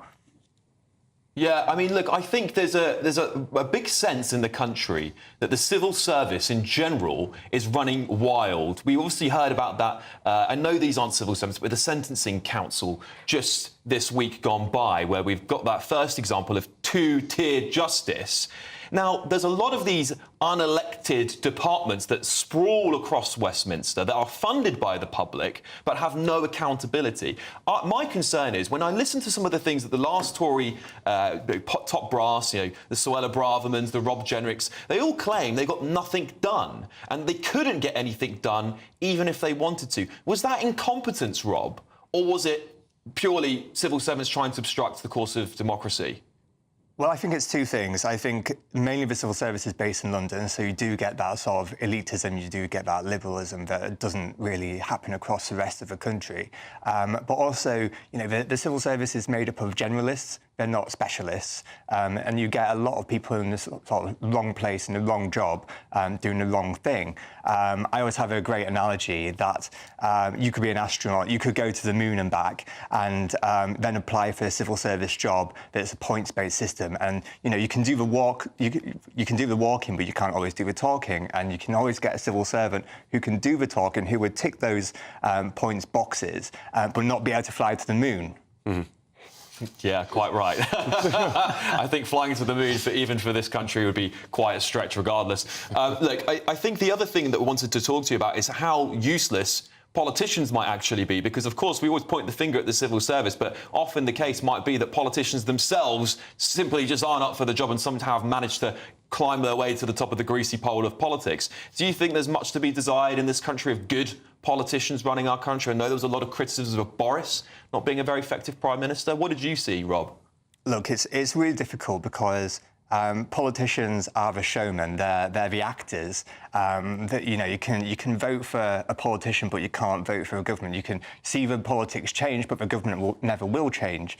And they're basically the show people that get elected into those roles, and then it's the civil service that just pass those notes forwards. And that's why nothing really ever changes. It's really interesting, and we will not see a lot of change for a long time because we have that fundamental problem of the civil service. Quite shocking stuff, really. I think it basically makes our whole democracy look a bit of a sham. Will, I know you had a question, then I know Renee does as well. Will, do you want to fire away? Yeah, it's a question on the notion of change that you just mentioned, Rob. We're seeing in the US that Trump and Elon Musk are making a concerted effort to strip back the size of their bureaucracy, both in terms of spending decisions and reducing unnecessary roles. Do you think there needs to be a Doge equivalent in the UK? And if so, how could that work? What would that look like? Oh, absolutely. I mean, if you look at the civil service, every single department is like its own country, and that, sorry, not country, company. And so they're all independent from the whole government. So they're going off and doing whatever they want. Meanwhile, you've got Number 10 trying to hold it all together. In my point of view now, as a former journalist, and I always think you always look at sort of a newsroom structure when you come down to these things where you have a central part and it's controlled and you've got the different departments around it. But this has been way out of control for so long. I have seen so much government waste all over the place, and it's been absolutely shocking to see where our pounds and our taxes have been going into. Is there any examples you can give us just on the back of that, by the way? It would be really interesting to see, Rob. Is there anything that you saw you're like, I can't believe they're spending money on that? I mean, it's endless. I mean, the biggest thing was obviously COVID. COVID was just like an astronomical thing. If you want to know where all the problems that our country is in now, where they came from, you go back to COVID. That one decision of the Prime Minister at the time wanting to lock down the country. You go back to that first week when it was sunny and everyone was in good spirits. Everyone thought it was a bit of a national holiday. But no one talked about money back then. No one questioned, no journalists were questioning how much we were spending to do that. And that led to the government not being able to afford a second lockdown or third lockdown. And that's what led to sort of them. I want to bring in Councillor Matthew here. Yeah, no, so one of the questions I've got is, I mean, politicians, as you said, get the blame. Civil servants are the problem. I mean, we saw the hissy fit they kicked up when Jacob Rees-Mogg asked them to come back into work, for crying out loud. I wanted to ask, what needs to change? What actually can change? How accurate is Yes Minister? Because that's what it seems like. You know, that's a really good question, and I witnessed a lot of things whilst in the civil service. You know, I saw senior civil servants bullying who were just moved out and promoted. I saw civil servants very senior ones, who were under performance management. Again, they were promoted out and given very cushy titles and very cushy money. The thing is that, you know, they aren't specialists. They don't know particularly what they're doing. You get a lot of leadership who are sat there, just they don't have a clue what their teams do. They don't have their own experience behind that. And that's a huge problem. That means that the people in those teams are very frustrated that their own leadership don't know how to move things forward. And that's kind of part of the problem, because if that's happening across all these different teams, that's adding up to the whole government here. You know, that's a big problem. Kai, would you like to come in? Yeah. I mean, look, you've worked with some incredibly big egos, some big personalities. I'd be interested just to hear your thoughts on some of those characters who've shaped British politics. What kind of people are they, and what did you see behind the scenes? I mean, where do I start, Kai? Go on, give us an exclusive, Rob. I mean, I think when you mentioned Boris at the start, and, you know, that first day when COVID was announced, you know, it was meant to be at, say, 3 o'clock in the afternoon, and I remember very clearly that we were meant to announce it at 3 p.m. We did announce it about 8 p.m. And why was that? Because he went and locked himself inside the study in Downing Street, and he was told to do something he fundamentally didn't agree with. He was in there shouting and screaming and going on the phone to people because he was being forced to do something that would ultimately cost him his political life. Eventually, after about 4 hours, I mean, I remember being sat there with the BBC next to me, thinking, when is he going to come out? When is he going to make this announcement? And lo and behold, he did come out eventually. But it's one of those moments where you kind of think, is this real? That he doesn't agree with it. Not many people have agreed with it, but he's been forced to do what these people have said. And that was a really phenomenal moment that evening. Shocking stuff. Dr. Renee, would you like to come in? Hi, Rob. I thought that was really interesting what you just said about Boris being told to do something that he didn't want to do. Yeah. He was the Prime Minister. Why couldn't he just say no? And who was telling him to make the decision? Well, obviously the private secretaries had all this evidence, and they had the science advice, and you know, it goes back to that point where you're given these notes. I mean, any minister would agree with this, but you're given these notes to read out to camera or whatever, and you have to go along with it, whether you disagree with it or not. And these notes have come from private secretaries. It's been passed through various departments and teams. And then suddenly it's like, well, I have to say this because this is the right thing to do. And this goes back to whatever government you elect, whatever politicians you elect, they will always be passed those same notes. And I think Dominic Cummings said this very well a few weeks ago, that this is a huge problem, because it means that politicians suddenly have to change their views. They were elected on certain points of views, but suddenly now they have to change them all. I just want to ask one more question to you, Rob. Thank you for coming in, by the way.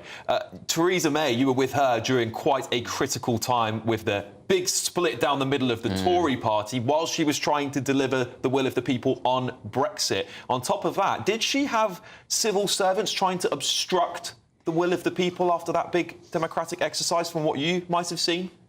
Look, I think she had a very tough time in number 10. I think she was surrounded by a lot of Remainers, people who were very much against what she was trying to do. She herself, was a Remainer, but she felt very strongly about trying to push through what the people had voted for. She believed in democracy. She's a very hard worker. I saw her at all times of the day. I'd see her sat on the sofa on the phone call to leaders at 11 o'clock at night in the reception area. She really did want to try push that through. I think the main thing that she found frustrating in that point was actually Parliament itself. I mean, a lot of time when you're in number 10, you sort of scoff at Parliament and you say, look, that's over there, we're over here, government's doing sort of what it wants. But Parliament really stepped in that time to try and obstruct as much as possible. That was one of the main points. That and the European leaders. The European leaders made it incredibly difficult for her. And I remember being in Brussels all those times where we were put into a room while the other EU27 were having dinner overnight, and they would have dinner from about 8 p.m. We would be locked in a room with no food, no water, and then she would get called at about 4 a.m. and said, right, this is the deal. And we were hungry, we were tired. It was a classic negotiation tactic. And then she was forced to concede a lot of things. And then, lo and behold, we went to a press conference that very morning at 5 a.m. Where she had to announce that dreadful Halloween surprise. Wow. Rob, I'm just genuinely shocked hearing some of the stuff you're saying to us, to this panel tonight, because I think when we hear it from people like you who've been behind the scenes, who are very brave to come out and talk about it now, because I'm sure some of your ex-colleagues won't be too happy about it, but to tell us this kind of inside information is really quite staggering. I want to thank you so much for coming on. Robert Midgley there, former advisor, I was going to say former Prime Minister, former advisor to multiple Prime Ministers. What a guy. Thank you very much, Rob. But still to come tonight on the show. I'm sorry! No!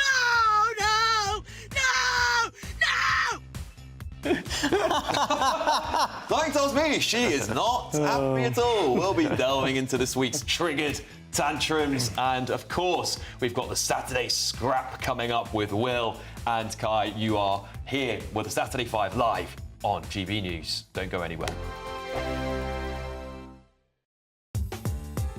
I'm Christopher Hope. From pop stars to politicians, I'll interview anybody in a pub who's got a political opinion. Join me every Friday on Spotify, Apple Podcasts, YouTube or gbnews.com, or wherever you get your podcasts. This is GB News, the People's Channel.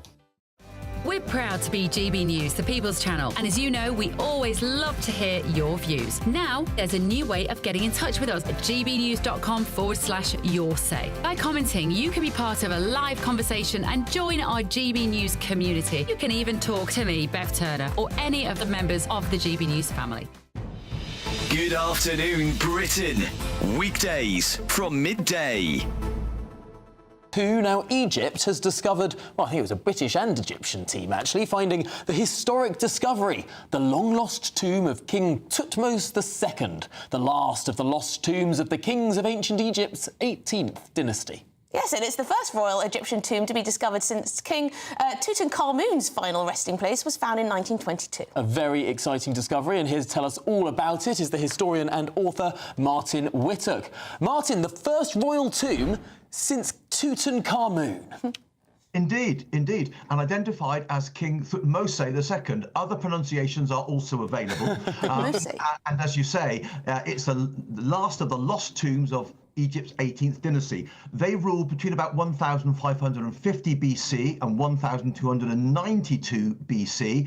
It had been known before this tomb since 2022 as Tomb C4, as its occupant was then unknown. But what's happened now is parts of alabaster vessels have been found which have inscriptions bearing the name of Pharaoh Thutmose II and identifying him as the deceased king, along, interestingly, with the name of his wife, Hatshepsut. Now, she's an interesting woman because after he died, she ruled as pharaoh in her own right, one of only 2 women to do so in ancient Egyptian history. Now, the mummy of King Thutmose II was actually discovered during the 19th century at a nearby archaeological site known as Deir el-Bahari Kashet, and it's thought it was moved there after it had been looted by tomb raiders centuries ago. So the tomb is not going to give us the kind of treasures that we associate with Tutankhamun, I'm afraid, but it shows us the architecture of these royal tombs.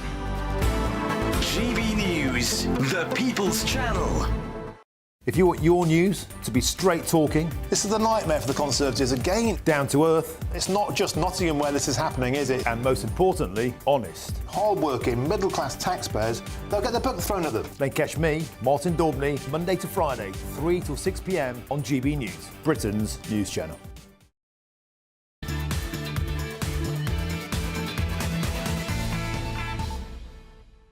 Welcome back to the Saturday 5. Please don't forget to get in contact with us at gbnews.com/yoursay and get those questions in for Ask the Five. Also, thank you very much for your messages so far. We've got some really interesting comments on the back of that bombshell interview with Rob just there. Diane says, how very interesting. We have to ask, why do we vote for anyone when we've always, as we've always believed, it's the unelected civil servants who run the country? Exactly. Yeah, good point there, Diane. And Trump looks like Elvis, that's his name, by the way, on the comments section. Says, yes, so who is running this government and this country? Very good questions. I hope we can get some more answers to those as we start digging into those unelected bureaucrats. But don't forget to vote for your 5 on gbnews.com/poll. Who have we got there? No, I'm going down. Dr. Renee. Dr. Renee is at 34%. I'm on 29. Guys, come on. Come on, guys. 6%. You can get me in the lead here. Come on. Change your No, vote. come to me. Come to me. Come over to my side. OK, the vote will close at 8:30 p.m. But now it's time for this.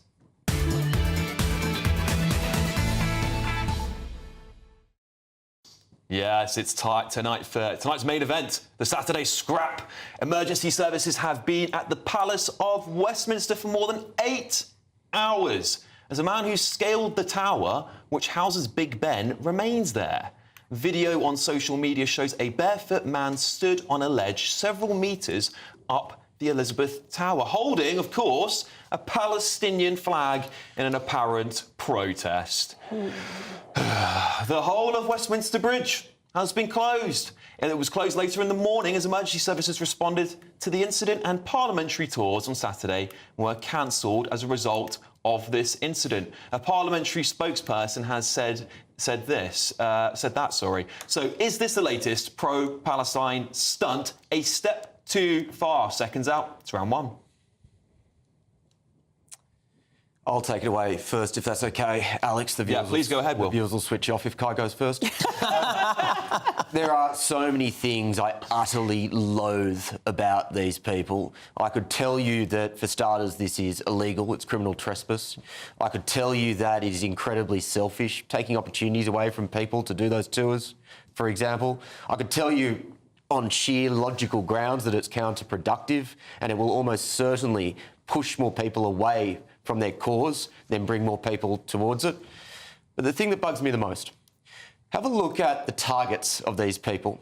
Look at Van Gogh paintings. Look at Charles Darwin's tomb. Look at Big Ben. What do they all have in common? They are all monuments in tribute of Western civilization. And that's what I think this ultimately comes down to. This isn't about Palestine for these idiots. This is about attacking the things that made our civilization great. It is about tearing down the things that we believe in, not building up things that are important.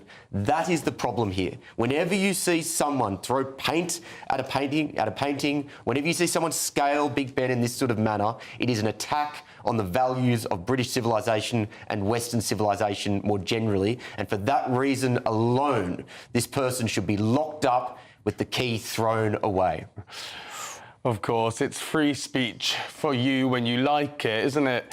Now, I don't know how we keep getting into this debate. When it's the farmers protesting and threatening to disrupt the food supply chain, which they were doing a few weeks ago, you are all gleeful about it. You're thrilled that the farmers are taking back control because you agree with them. But when it's pro-Palestine marches, I've spent a year defending people's right to protest.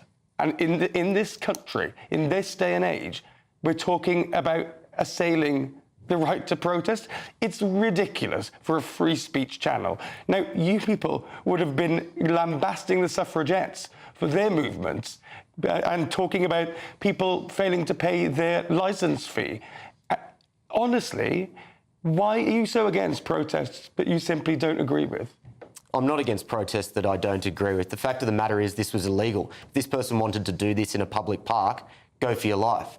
The fact of the matter is he broke the law. The farmers, in contrast, did not break the law. They got a permit to protest. And also, they are protesting for something which goes very much with the grain of British culture and British civilisation. What this person is doing is attacking British culture and British civilisation. You making this about Western civilization is also a load of guff, because actually, you know what I think, Will? I think the Palestinian protesters actually have an issue with the tens of thousands of people killed and the millions displaced. Do you think that's what it's all about, really? OK, it's really interesting, that, isn't it? Because they don't have a problem with the 200,000 Muslims that died under Assad's reign when he actually killed them in the most horrific circumstances. They're not campaigning... Excuse me. Yeah, they're not campaigning for the Christians that are being killed across Africa in the most horrific ways by Islamic terrorists every week. So, yes, they may be concerned about the Palestinians, but they're only concerned because Jewish people are killing them. That's why they're concerned. Yeah. It's the only acceptable racism. And actually, Kai, I'd like to see this guy do this in America. How many steps do you think he would have taken to climb the White House? Mm-hmm. How many? Yep. Look, yes, he should face charges, right? But still... he's allowed to protest. I fully back that. There have been so many instances throughout history of illegal acts used in protest in some of the biggest debates of our time. Actually. Kai, if I may, listen, it's advocating for illegal acts. It's ridiculous. You have to. If this was a right-wing protest that climbed up Parliament, you guys would be absolutely in uproar about it, and we can't have two-tiered justice. This guy has broken the law. This form of protest is not just disrupting, wasting thousands of pounds of taxpayers' money, emergency services that should be looking after elderly, sick people that may need help, and they are now having to waste more thousands of pounds having to get this guy down. Disruption of our democracy took place today. People who were going for tours of Parliament to learn more because they actually care about this country have all been stopped because of one selfish person who can't abide by the law and take his protest on the street like everyone else has to. We have bent over backwards for these pro-Palestine protesters. We have done everything and more, and enough is enough. If you are really that pro-Palestine, go over there and can protest in Israel. It's one of the most ridiculous things, you know. I back this person to do whatever the hell they want. But you just but I don't understand why you are all so against free speech. I understand this. No. We're not. No, yes, the point is... It's an illegal act, I know. No, the point is we are not against free speech. We are against the illegal activity that this one person who you think is now going to change the entire debate by doing something illegal to grab the headlines, he is going to make no difference. Farmers have been out there on the streets protesting week after week lawfully. When the police said you can't go there, the farmer said, OK, that's fine, we'll peacefully protest. I remember the ULEZ protests. Every single weekend we were down at Trafalgar Square, we were down at Downing Street, we coordinated with the police and we followed the law. It's utterly ridiculous for you to say that one guy climbing up Big Ben is going to make the difference because that's the illegal acts. And to compare it to the suffragettes, to compare it to the suffragette movement, that's utterly ridiculous. On International Women's Day as well. Death and destruction in the Middle East, and you really think that it's not one of the defining issues of our time? You think that one guy is going to make the difference to this whole debate? That's what you think. One person being thrown in front of the police should get up there and rip the guy off. It's a waste of public time. Did that one person change something? Yes. Right. The reason that I would have supported the suffragettes is they wanted to change democracy, but they didn't have a vote. So they had no other way of changing democracy. These people do. They have a vote. Absolutely. Kai? And they would be horrified that you are all sitting by and saying about these pro-Palestine protests, not just this one, but ones that we've had in the many for the last few months saying that they should be shut down on very spurious grounds, they would be turning in their grave. That's not what they fought for democracy for. They're not marching for the hostages, the little babies that were killed, are they, Kai? No. I have Jewish constituents who don't feel safe going in London anymore. That is because of these protests. I am sorry, but if you don't like the fact that someone is breaking the law today to grab the headlines, then frankly, you don't understand how things change in this country. Mosques You are change under things in attack in this democracy. country. Muslims are Absolutely, and people got arrested for that. People got locked up for that. People got locked up for that. People got arrested for that, and that is because they broke the law. But this guy is taking up hours and hours of police time. Is utterly ridiculous. OK, Will? This isn't Rosa Parks, mate, going to the front of the bus. This is a particularly difficult, contentious geopolitical issue of which you can see both sides. It is utterly selfish to say that I know better than everyone else and break the law because of that. I just disagree. I think it's well within their rights to do... They're quite literally not protest within their rights. Yeah, literally not. But they should be banged up, right? Fine. But they're at their wit's end. In a situation we're at our wit's end. We've had this week after week. They see no way of resolving. How will that change things? We all know change a single person's mind. All sorts of different types of protests, all of which contribute to a changing of opinion. I think what the audience would like to know. I think what the audience would like to know, Kai, is what is it that people like you expect Britain to do about the Palestinian crisis, a country we have no influence over? What do you expect the United Kingdom to do? Why is this protest even worth its weight in gold, other than to seek attention, which is what I think it is? The UK has had quite a huge influence in the terms of the debate. Discussions around aid, discussions around war crimes or not, discussions around helping, actually, different interfaith communities meet. The government's been very active on all that. All they have to do is give back the hostages, Kai, then it's over. And that's what's happening. Well, Donald Trump is obviously putting out some very, very tough language around those hostages, so we'll see if that transpires. And we'll see if this man gets down. I mean, he's got to come down at some point, right? I know that's going to be... Just put a net and go, honestly, go up anyway, there right, and grab him. OK. I'll do it after this. Tonight. I'm sorry! No!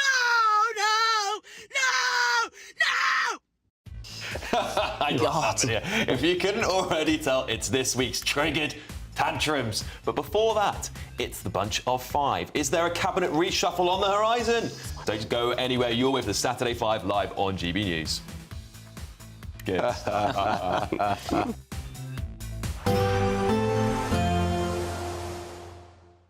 Dinner under the stars tonight? That reminds me of our travel insurance. You mean all clear skies? All Clear Travel Insurance sponsors GB News Travel Destinations Forecast. If you're curious about what the weather's doing further afield, well, across the Mediterranean, there's a lot of unsettled weather at the moment, especially Iberia into the south of France. But for Greece, mostly fine, sunny spells, still a bit of a breeze for the Greek islands. Italy, towards the south, yes, plenty of settled weather, but towards the north and northwest, as well as the south of France, unsettled, but not as unsettled as Portugal, Spain, Gibraltar, Madeira, where heavy showers and strong winds will be continuing through the next few days. All Clear Travel Insurance sponsors GB News Travel Destinations Forecast. It's Patrick Christie's Tonight, and here we do things differently. It's explaining the absolute madness of this, doesn't it? It's explosive. I mean, this is very good. It's lively. 850. Your government sat there, Sean, and it did nothing. It's controversial. And the Middle East has been in turmoil since before I was born. It's everything you need to kickstart your evening. Everyone's had their Weetabix tonight. I love to see it. That's Patrick Christie's Tonight, weeknights from 9 p.m. Only on GB News, the People's Channel, Britain's news channel. Lee Anderson's Real World, Fridays from 7 p.m. Getting into medicine at a very early age, you had an interest when you were really, really young, didn't you? I did. I decided to go to medicine when I was 8. And that was based on the stories my father used to tell me about my grandfather, who I never met, because my grandfather died when he was 11. Yeah. And he was in the military, and he was stationed up in the Himalayas.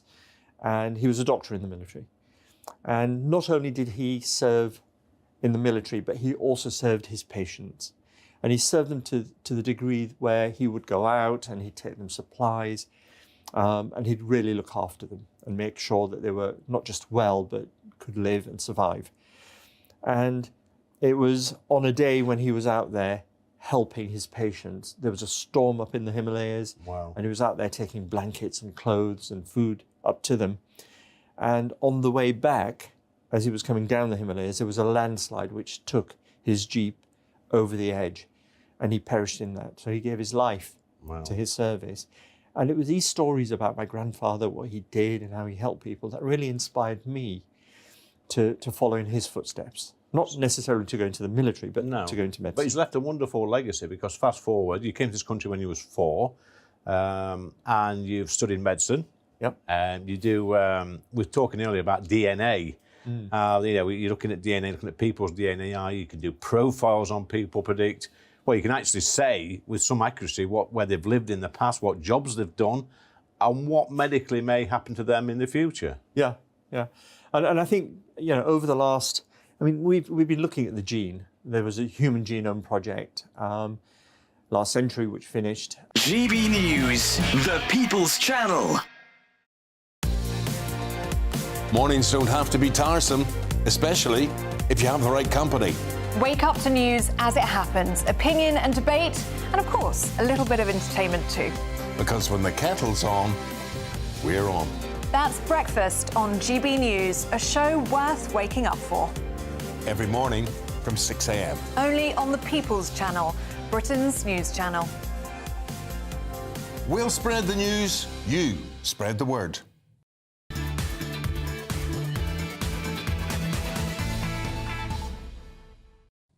Welcome back to the Saturday 5. Please do not forget to get in contact with me at gbnews.com/your say. Get those questions in for Ask the 5. And thank you for your messages so far. On the back of that last topic there, we've got Norfolk Skies has said, leave him there, he'll come down when he's cold or hungry.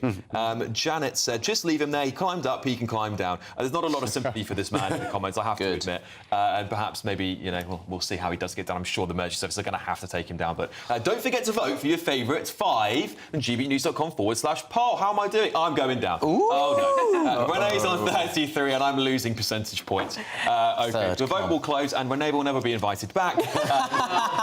It's time for this.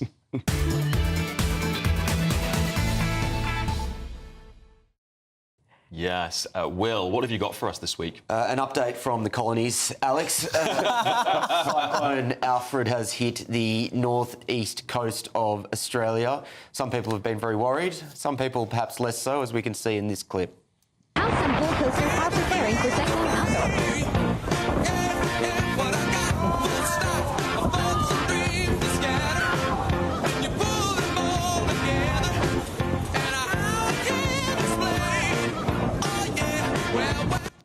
Turns out cyclones can actually be cracking fun, and the cyclone did turn out to be a bit of a fizzer. But the story for me here is you had all of the Australian politicians on the left, all of the Australian media figures on the left doing their instinctive, well, this has to be climate change routine.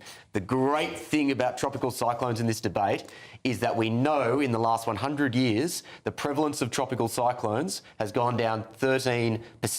Climate change has actually helped with the reduction of tropical cyclones, and it just goes to show that the climate debate is all a nonsense. It's all about ideology as opposed to facts. In the UK, I think the equivalent is, as the UK gets warmer, deaths from the cold will drop dramatically. But we never hear these types of common sense arguments in this debate, and this is yet another example of it. Yeah, you know the one that always gets me is the ozone layer. What happened to that? Do you remember that big hole in the ozone layer? Yeah. Gone now. Yeah. Gone now. Isn't that right, Kai? Just all these magical climate change things just disappear after a little while?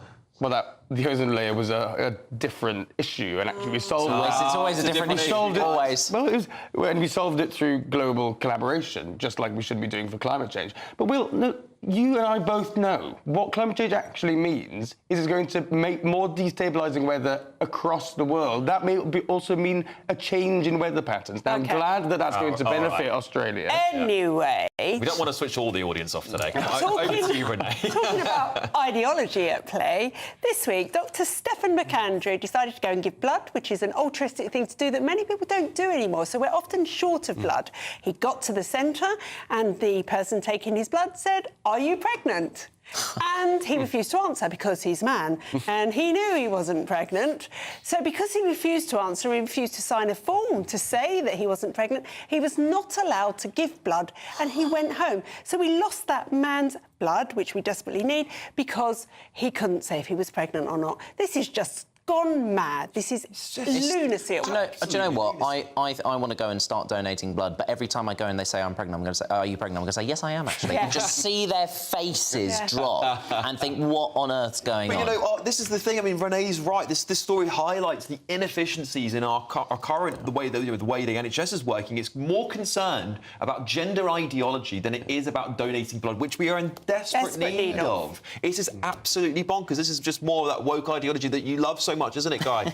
Look, if they want to protest in that way, then fair enough. But I do have an issue, as you know, with how ineffective the left can be when they're faced with really massive issues that they do care deeply about. The trans debate is not going to be advanced by this, but they're well within their rights to do it. OK. Well, listen, the story I wanted to bring you this week is a little close to my heart. And have a look at these scenes, because I think they'll be familiar to many, many people, unfortunately.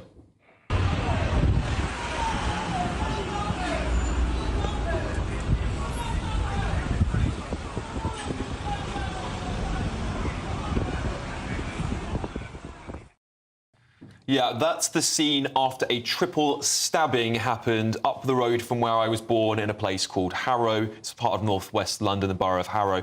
We have become desensitised and forced to familiarise ourselves with these scenes, not just in London, but many cities across the country. Yeah. We have lost control of our policing. We've lost control of security and safety in this country. Harrow was not like this when I was growing up there. There were never, if there were a stabbing like that when I grew up there, it would be front page news. It is now a daily occurrence in most parts of London. We are sleepwalking across the entire country into this crisis.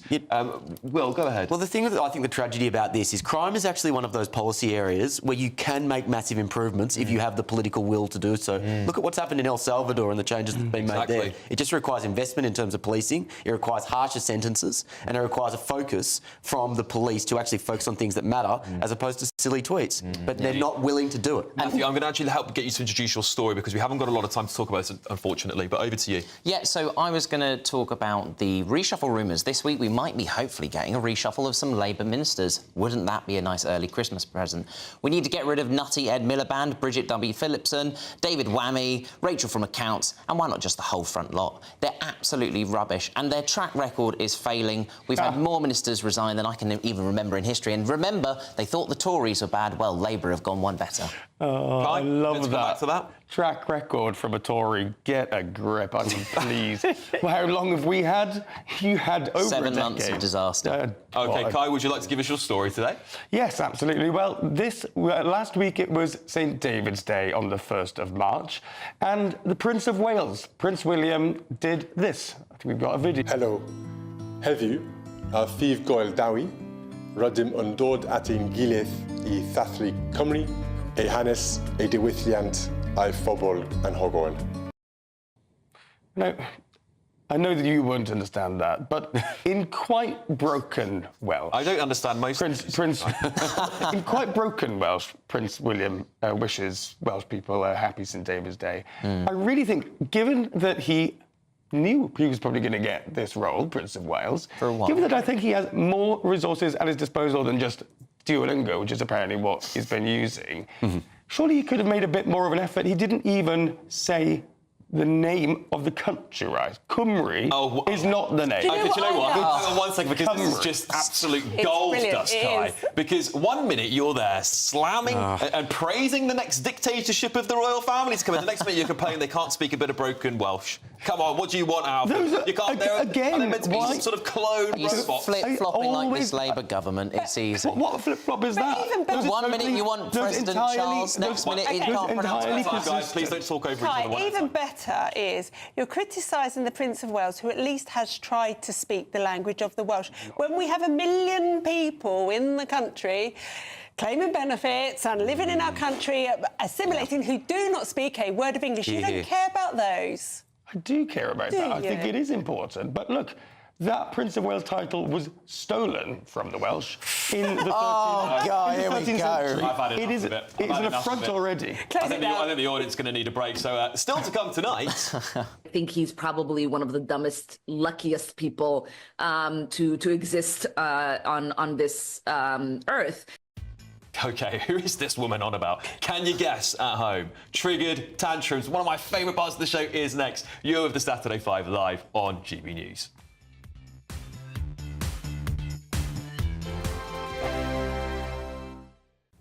Hello there, welcome to your latest GB News weather forecast. Generally dry across much of the UK over the next 24 hours. Plenty of sunshine to come through Sunday.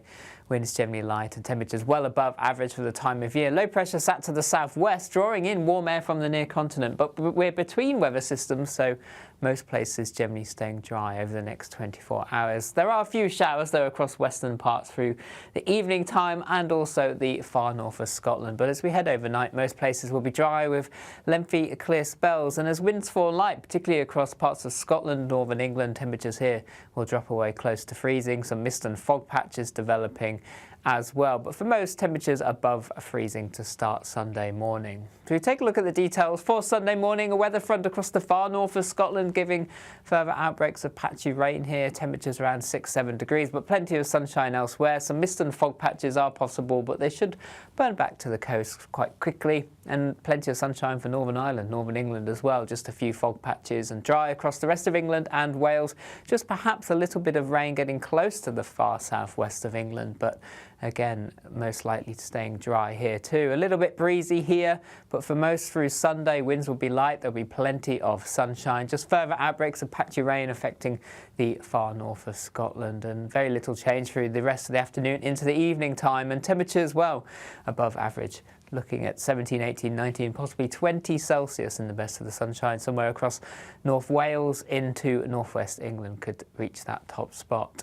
On Monday, it's all changed. A weather system's moving southwards, introducing northerly winds and much colder air across Scotland. This slowly pushes southwards through Monday and into Tuesday, introducing that colder air. But southern parts holding on to that warm air for one day more, so 16, 17 Celsius possible, then turning colder for all from Tuesday. I'm Christopher Hope. From pop stars to politicians, I'll interview anybody in a pub who's got a political opinion. Join me every Friday on Spotify, Apple Podcasts, YouTube or gbnews.com, or wherever you get your podcasts. This is GB News, the People's Channel. Headliners on GB News 11 p.m. every night. It's got 3 top comedians going through the next day's newspapers so you don't have to read them, which is great. That's a good point. He's lying. I mean, maybe he's not lying. That's Headliners every night from 11 p.m. and 5 a.m. as well on GB News, Britain's news channel. This is Britain's Newsroom, where your voice matters. It's just astonishing. With expert analysis and honest opinion, we don't just keep you informed. We bring you unique perspectives you won't see anywhere else. Can't argue with any of that. When the news happens, it happens here. On Britain's Newsroom, weekdays from 9:30 a.m. Only on GB News.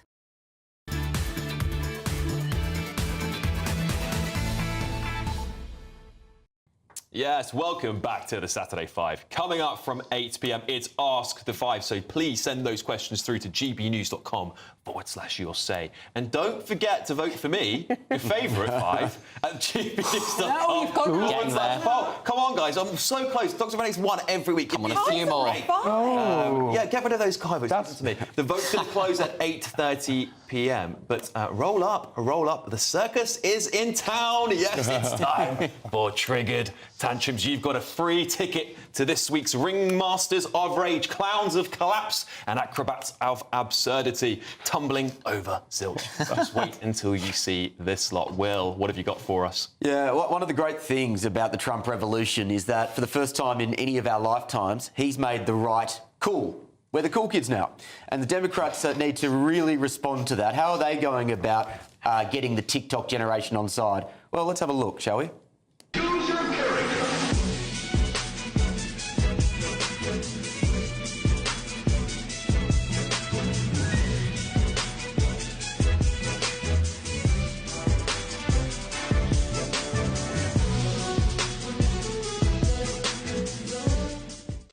my God. Oh, God. They're so insufferable, aren't they? They really are. Have fun. Have fun being in opposition forever, Yeah, guys. yeah, yeah. They just do not get it. Okay, can you top that one? Yeah, I can. Yeah, go on. I think I can. OK, so the left really, really love to hate on anyone, and it doesn't matter who they are. And this week it was again Elon Musk. So apparently the reason that they want to hate on him is because they looked at the SpaceX, look at this clip and see what they think about the man who managed to send a rocket up and then catch it again when it came down.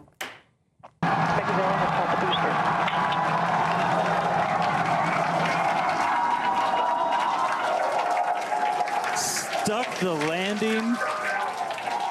Wow. The lack of intelligence and the lack of expertise that Elon has. Again, it just shows how much he doesn't know. I know people talk about him as a genius, but to me, I think he's probably one of the dumbest, luckiest people to exist on this earth.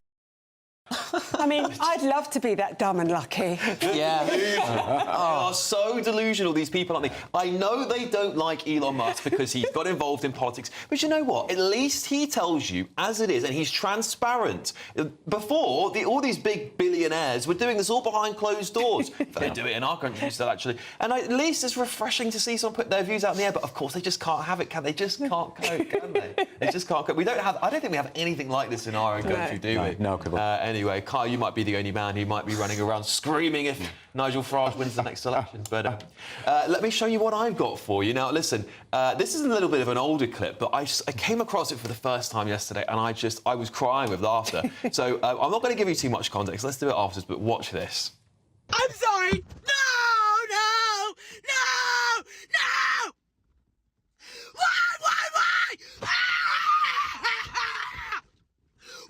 Why? So, OK, this was in response to Donald Trump winning the election. Oh, democracy. I mean, imagine how bad democracy is. These people genuinely think that people have voted with hatred to get for Donald Trump to win. They also feel so important that they video themselves acting like that. I mean, how embarrassing. And does she realise that her car windows aren't open? No one can hear her scream. No one can hear you scream. Yeah, there you go. Just honestly, I lose the will. For me, I think the crazy thing about seeing some of these triggered tantrums every week is the constant outrage on the left. You don't see this on the right, do you?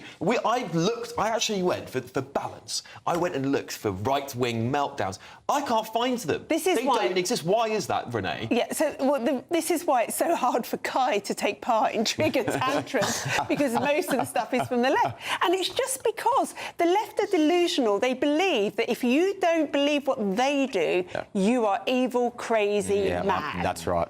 They put a moral dimension on politics in a way that you just don't on the right if you're talking about tax policy or something. Will, do you get this in Australia often?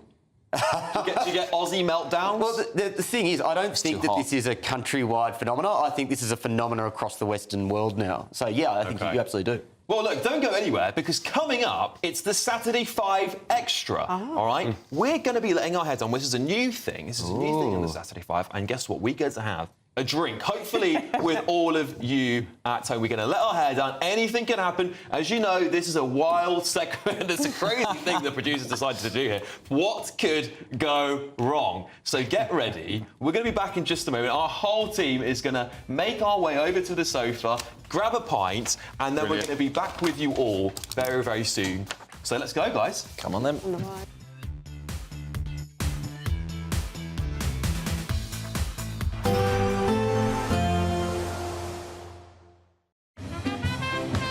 There will be a light breeze in the morning, leading to a warm front. Boxed heat pumps, sponsors of weather on GB News. Hello there, welcome to your latest GB News weather forecast. Generally dry across much of the UK over the next 24 hours. Plenty of sunshine to come through Sunday.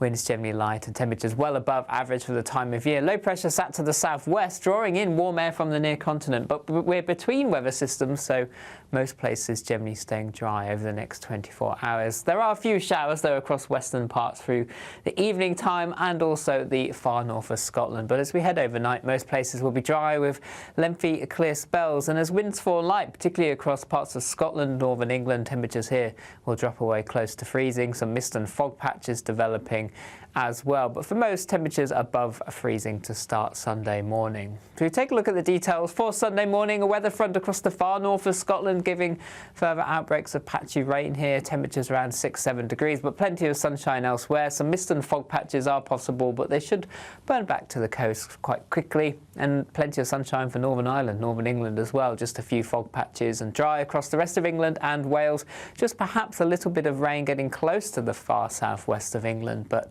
again, most likely staying dry here too. A little bit breezy here, but for most through Sunday, winds will be light. There'll be plenty of sunshine. Just further outbreaks of patchy rain affecting the far north of Scotland, and very little change through the rest of the afternoon into the evening time. And temperatures, well, above average. Looking at 17, 18, 19, possibly 20 Celsius in the best of the sunshine. Somewhere across North Wales into northwest England could reach that top spot.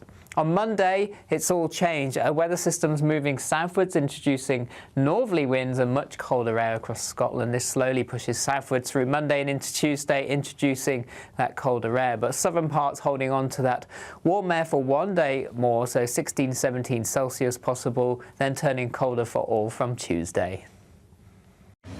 Even though we'll see a cloudy start, it'll be a bright outlook for the rest of the day. Boxed Solar, sponsors of weather on GB News.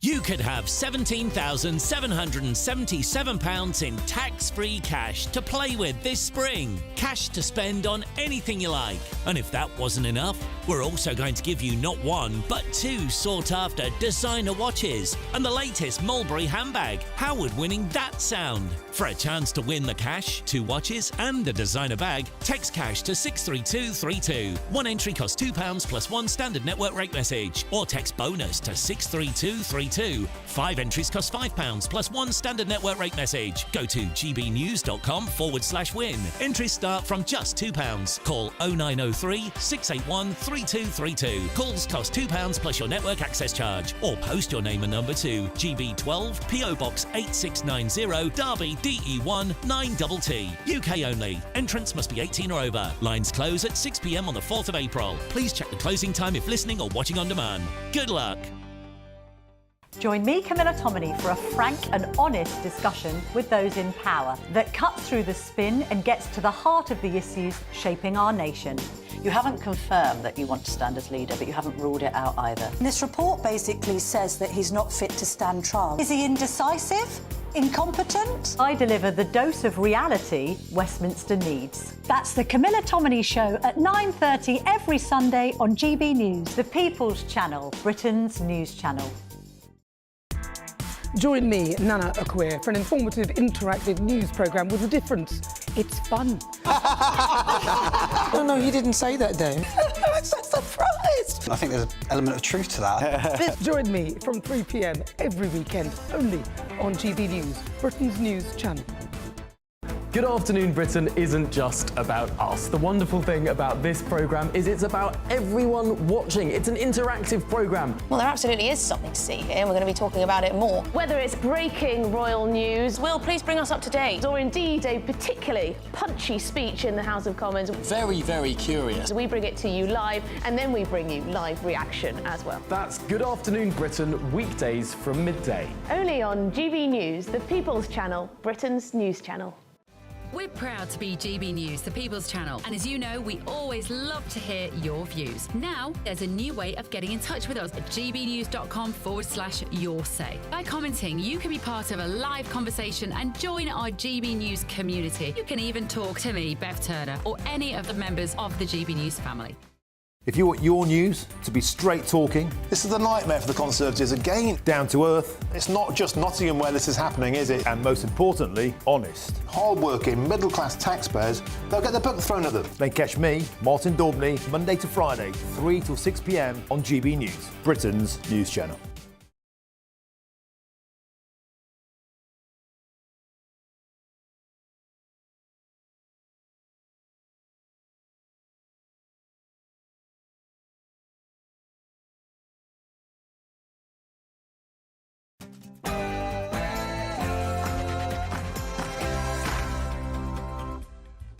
It is Saturday night, and this is the Saturday 5 Extra. I'm Alex Armstrong, along with Will Kingston, Dr. Renee, Matthew Goodwin-Freeman, and Kai Wilshaw. Plenty more to come tonight. It doesn't end this show, including this. Elon and his nerd army of muskrats examining the British deep state. OK, What is she on about? Saturday 5. Oh.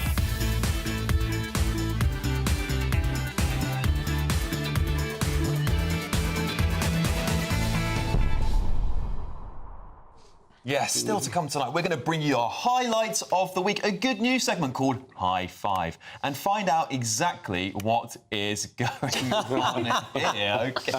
I'll be joined by the Research Director at the Centre for Migration Control, Rob Bates, as almost 2,000 migrants have now crossed the Channel since last Saturday. Can you believe it?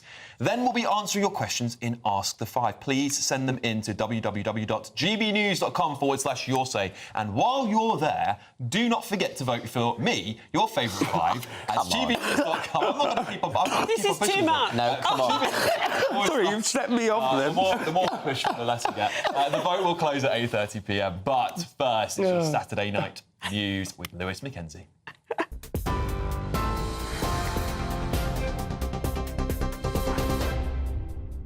Good evening, I'm Lewis Mackenzie in the GB newsroom. The Reform MP Rupert Lowe has been suspended from the party amid allegations he made physical threats against the party chairman, Zia Youssef. Mr Youssef confirmed the party had also received complaints from 2 female employees about serious bullying in Mr Lowe's parliamentary and constituency offices. In a statement, Mr Lowe said he was disappointed but not surprised to learn of what he says are false allegations. He also said that the allegations of bullying from his office are not about him.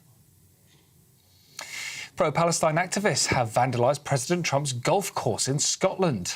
Red paint was sprayed over the clubhouse, while the message "Gaza is not for sale" was painted on the lawn of the US president's Turnberry course. This action is reportedly in response to his administration's plans to, quote, take over Gaza and ethnically cleanse the region. A body has been recovered by police from the River Thames, which is being linked to a manhunt for the suspect in the Valentine's Day pub shooting in Kent. 43-year-old Lisa Smith was killed last month after she was shot outside the Three Horseshoe pub in Knockholt. The suspect was known to Lisa, and later that evening, officers found his car abandoned on the Queen Elizabeth II bridge in the area. A police investigation is ongoing. 3 suspects are still at large after 12 people were injured in a shooting at a pub in Toronto. Authorities say 6 people suffered bullet wounds and others hurt by flying glass or shrapnel. All other injuries are not life-threatening. The motive for the attack is still unclear. Today is International Women's Day. The annual celebration aims to champion women's achievements across all aspects of life. To mark the event, the House of Commons have posted this photo of female MPs. Now, currently, there are 263 female MPs serving in the House, making up 40% of the total number of MPs today, the highest number in the history of the UK. And finally, 4 European brown bears at Whipsnade Zoo have woken up from hibernation. The bears Manna, Minnie, Naya and, of course, Cinderella have finally gotten out of bed after 3 months of deep slumber, signalling the start of spring at the UK's largest zoo. Thank you very much. I've been Lewis Mackenzie, and those are your GB News headlines. For the very latest GB News direct to your smartphone, sign up to News Alerts by scanning the QR code or go to gbnews.com/alerts.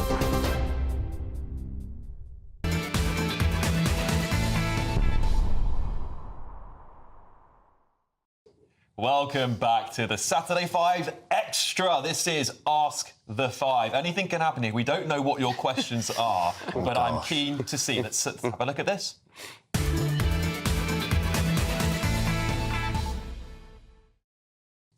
Yes, first up, Alan has sent us a question in. Let's have a little look at that.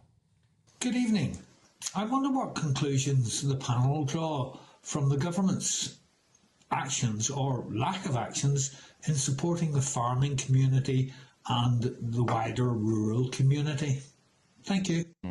Yeah, there's lots of debates about the farming community still going on. Obviously, we had those protests in Westminster just a few days ago. Will, what's your take on the farming protests? And we had this big debate about protesters in, obviously, that Palestine protest in the Westminster Palace earlier as well. What's your take on it? Well, I think the real tragedy of it just shows how obstinate and stubborn Keir Starmer is, in that there is a very clear mood here, and unfortunately, they're not listening. And I think it's going to hurt him politically, but I don't think he's going to change. I actually think it's deeper than that. I think they don't care about the farming community at all, because they know that in this mad rush to net zero, they want to get rid of meat, so they may as well get rid of the farms. Yeah, the really sad thing is that what people don't know is that only 30% of our land in the UK is fit for cows.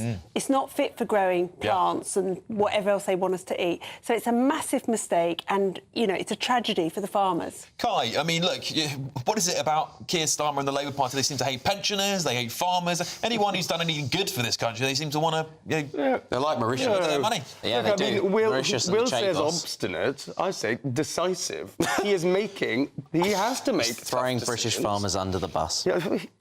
Well, tractor. It's the policy can be amended and changed in a sensible way, while also raising money. But they're not doing that. They're not going to. They are actually now in talks with a number of the farming organisations to see if there's an adjustment that can be made. Is that not because of peer pressure? Unfortunately, I do think that this won't go away, because even if farmers are happy with the deal that they get, those very incredibly rich landowners who aren't farmers, who are using this debate for political there we get. and for their own financial There we get. It's the rich farmers. It's the rich farmers, and you're not backing British, and we could just get rid of British and import everything. That's the problem. Exactly the fact is that you talked earlier on about protesting and protesting and the different ways of protesting. Well, you're now saying that the farmers' protest is actually getting somewhere and getting some change. That's because they've been following the law, protesting every single week, and we all have been backing British. Maybe that guy up on Big Ben should take a note from their books. They were literally this close to disrupting our entire food supply chain. That is not... Because the Labour government is literally walking over them. The Labour protest. My problem with all of this attack on farmers is quite straightforward, really. They make the case for net zero, or Ed Miliband makes the case for net zero in this country as a security barrier for us, to say we need to be a sovereign, secure territory. If anything happens to Britain, we wouldn't have any energy. As we saw with the war in Ukraine, between Ukraine and Russia, our energy prices have soared through the roof. So for me, the same argument can be applied for British farmers. We need to support them. If anything, they should be given tax breaks after tax breaks in order to produce as much food as possible. Look at what Trump is doing with his farmers. He's telling them that he's going to support them. We want them to prosper. We need them to prosper. And do you know what, Kai? Let them disrupt our food chain. I'm happy for it.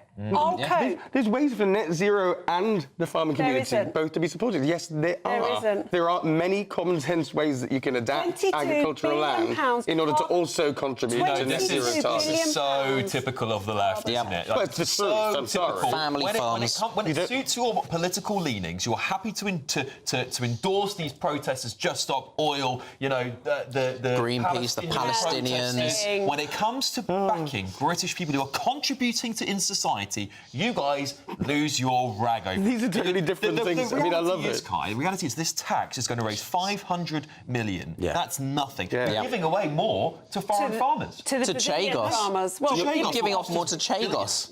What do you say to that? You're brazenly twisting my words. Just because I don't support the protest of the farmers. Doesn't mean I don't support their right to protest. You know that. Do you support British farmers? I wasn't saying that you're not supporting yes, of their course right I to support. protest. So you back British farmers? I back British farmers. So then you would criticise this Labour government for whacking up inheritance tax on British farmers and killing family farms then within a generation? Sorry, newsflash. Some topics are complicated, right? It can't be boiled down to something that simple. I do support farmers. There's ways Just of not doing British farmers. There's ways of doing this tax right. Not British farmers. Let's move on, Kai. Let's move on. We're going to move on to our second question, which comes from Miranda. Good afternoon, panel. With the upcoming tax rises in April, it's predicted that 80% of pubs will become unprofitable.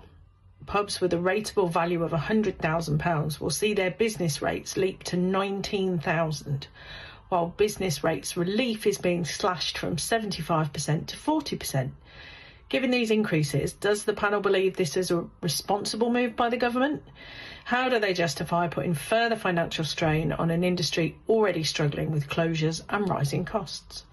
I mean, Miranda, great question, by the way, because I don't think we talk about this enough, and they are a staple of our communities. Will, what do you make of this?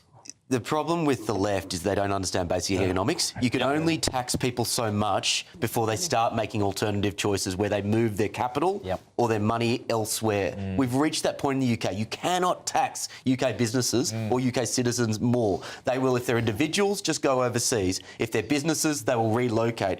We have reached the point where we are now just thinning out the base as opposed to getting more money from that tax base. Look, we've got a problem in this country because we've got a generation of Gen Zs who 25% of them alone drink, the rest of them don't. So they don't like pubs, they don't like socialising. We also have a cultural issue where the pub is a staple of British culture. We are eroding British culture and replacing it with a culture that doesn't drink and views drinking and socialising in pubs as bad. So we've got all of these things colliding, but what we don't realise is these are small businesses that are employing people in small villages around the country. Not everywhere is London or Manchester or Birmingham. Absolutely. In small villages around the country that are being absolutely destroyed by this government. And the previous, to be fair. We were all sitting here having a pint. Obviously, we're not at the pub at the moment. We'd love to be. But we enjoy entertaining this great audience more than the pub. We'll go after, I promise. But you know, Matthew, Tories also, you know, they put the tax burden to an all-time high in this country. They cannot escape that. What would you say to your Tory colleagues who are thinking about putting policies together sometime? Absolutely. I mean, you know, policies need to be cutting tax, cutting inheritance, get rid of it entirely. I mean, you know, absolutely, the Conservatives raise taxes to the highest level in history and then cut it slightly before the election. But hey-ho, Labour came along and raised it to an even higher level in history. And the point is, we have to back British pubs. We've just had a pub close in our local area that had been there for generations. 3 pubs a week. See, and that's the problem. That's the problem. So, you know, I hope that this is a pint from a nice British pub and we can all be backing British because I will be doing it for everyone else. Pubs play a role in mental health 100%. because isolation is a killer. And we saw it in COVID. Yeah, and sometimes pubs are just the local community, the local meeting point, the local friendship point. But particularly for older people as well. Is this another attempt by Labour to kill the pubs that they wanted? Remember, there was that law that Angela Rayner's trying to bring out, which basically means that you can be censored in the pub and be kicked out if the bartender feels offended. I did a video on that, actually. I mean, one thing I am glad about is this ridiculous cigarette ban in smoking gardens. in pub gardens, sorry. Has been reversed. You like a smoke, don't you? That's because I like a smoke. When it suits them. And I like a drink. Legally. No, we've been speaking about protests. You know, there's also acts of support, right? There are difficult choices that this government needs to make. Frankly, the reason tax is going up so much is the welfare bill. And so I propose a campaign, pensioners for pubs. Give up your triple lock. And support the pub industry. Here we go. You've always got to give something up with the Labour Party, haven't you? OK, let's go to the next question. Let's kill the pensioners in the pub. This is from Dennis. At least it'll be warmer than their homes. I've got to read this one out, guys, so bear with me. If you 5 were in government and could have a choice of being head of a ministry, which department would you choose? Thanks for that question, Dennis. Will, what would you choose? I'm really interested. I'm setting up the Department of Government Efficiency. I was going to say the same. I'm going full Elon. We're all behind you. And then I'll be dramatically closing all of the other ministries in quick succession. I think I know the answer. I'm going to go for health because I want to destroy the NHS and rebuild it to be the best healthcare system in the world, still free at the point of contact, and Will can help me do it. Matthew, where would you go? I would probably do education because teaching the next generation is the most important thing, and the fact is that our children nowadays are being indoctrinated by utter rubbish. And one of the rare things the Conservatives did well in their 14 years in power. It's education. I thought you were sounding quite left-wing there, and then you really turned to the right. Well, I stick to facts, unlike fantasy, but hey-ho. Well, there's plenty of fantasies running around. I mean, the idea that the Doge is working in the US, the idea that getting rid of the NHS and rebuilding it is efficient, ridiculous. I go for DCMS, the Department for Culture, Media and Sport. Yes, because of course. Also known as the Department for Wokeism and... It's actually known as the Department... You'll get rid of that one, won't you? It's called the Department for Fun for a reason. They have the best job as a minister. I wonder what they would do. Exactly. I wonder what they would do to GB News. I wonder what you would do. Would you get rid of this channel? I could not censor this channel entirely. No comment. It's a great question. Whoever said that question is a great question. Dennis, thank you. So I tell you where I'd like to go. I'd like to go into justice, and I think Robert Jenrick is showing the country how this is done, because we have severe two-tier policing, we have severe two-tier sentencing, which we just got the deep state. We're just exposed for that. You know, I want to stop that in this country because I think until you can change the justice system, you cannot never change Britain, because they're the ones at the end of the day who can lock you up and have the final say. God, this is going to be a good government. As soon as Will has closed the Department. Brilliant. Yeah. We'll get on with fixing the country. OK, maybe a slight angle on this. Who would be Prime Minister? Who would want that job? Anyone? They all want it. I was just going to say, everyone's silently going, oh, well, I don't mind doing it. Nobody wants to be held It'll be left Kai, won't holding it? the can, I don't think. Certainly not going to be me with this slot. Doesn't seem like a job you hang on to. Well, as we've heard, the problem is whoever's the Prime Minister, the civil service are really in charge. Maybe it can be a viewer's vote. How about that? Well, speaking of viewers, Renee folks, some more people vote for me, please. Come on. They're making Dr. Renee the Prime Minister. Dr. Renee PM. Free NHS appointments forever. The backlog will be cleared in days. What would you do if you took over as Health Secretary? What was the first or maybe the one thing you'd do if you could do any one thing? Well, firstly, immediately I would absolutely fire every single DEI. Thank you. Thank you very much. Good on you. Well done. Cheers to that. Get rid of all the DEI. Yeah. Cheers. Cheers, yeah. No? No cheers? But the one problem, though, Renee, is for God's sake, you'd be against any sort of prescriptions of medication. You'd be for the new agey, vibey. She's like, that's a big claim. Medication where needed, most of the time it isn't. Yeah. OK. What about you, Will? Where were you again? Where did you want to go? You wanted to go to Doge. Doge. OK. Well, that makes sense. I'll be stopping the boats. And I think we'd actually fight over that. Literally. You'd be standing there on the beach. I would be on the naval ships, turning back the boats and depositing them back on the beaches of France. Do you know what? There's something really sort of serendipitous about an Australian doing that for us. You know, as we shipped a bunch of you over there years ago, now you're doing the job again for us. I think that sounds quite nice. Matthew, what was the first thing you did? So for me, it is looking at the curriculum and making sure that young people are actually learning what we need to learn in growing up. And schools decide what the part of the curriculum. And the other thing as well is letting a kid be a kid again. Right? That's what's really been lost. Kids are brainwashed every single day. Let a kid be a kid again. Let them scrape their knee, let them bruise their knee, let them get out there and play football. And, that's what I really want to see. I want to see kids growing up in a proper Britain. I think that's education is one of the most important things. And it's the one thing I think the Tories did very well on, actually. Kai, of course, what's the first thing you do other than shut down GB News? I was going to say. Make the King president, dig up Queen Elizabeth so traitorous to this country.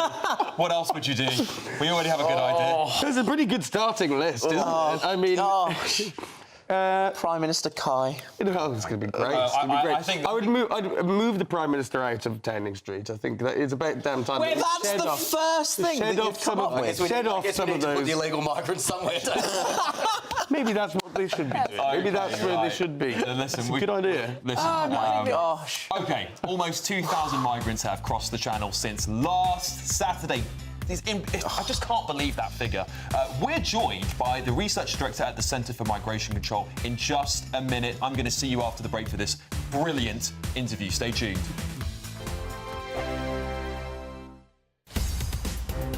In the GB newsroom, we bring you the news as it happens. With our team of dedicated journalists across the UK, we're ready to keep you up to date with what's happening every half an hour, every single day.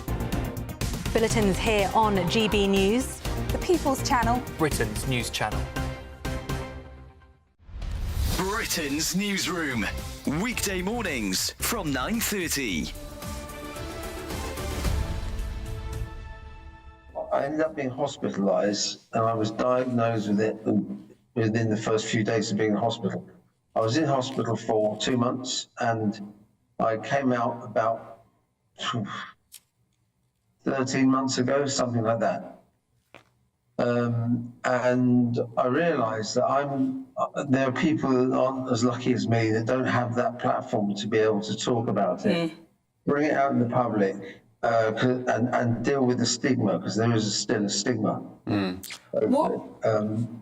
A lot of people don't really know what bipolar is. So in you, Heston, how did it manifest itself? It's funny because before the diagnosis, I mean, everything, many things, from thinking the TV was talking to me to hallucinating stuff. The downside is suicidal thoughts, which seemed normal at the time. The upside is the thing there's grandiosity, somewhere between Superman and Jesus Christ. Wow. Save the world, love everybody, everything is fantastic. And then it comes crashing down. It's a bit like a toddler, you know, an overexcited child. And when a kid gets overexcited, and then something happens, and then they start crying. Wow. So massive highs, big lows. Yeah, but I thought everything was normal. It's only now that I've come out the other side, so to speak, that I look back and can see some of the character traits. I mean, my patience levels were almost non-existent before. I'm a lot more patient. I'm talking much slower. I was talking very quickly. GB News, the People's Channel. Headliners on GB News 11 p.m. every night. It's got 3 top comedians going through the next day's newspapers so you don't have to read them, which is great. That's a good point. He's lying. I mean, maybe he's not lying. That's Headliners every night from 11 p.m. and 5 a.m. as well on GB News, Britain's news channel. This is Britain's Newsroom, where your voice matters. It's just astonishing. With expert analysis and honest opinion, we don't just keep you informed. We bring you unique perspectives you won't see anywhere else. Can't argue with any of that. When the news happens, it happens here. On Britain's Newsroom, weekdays from 9:30 a.m. Only on GB News.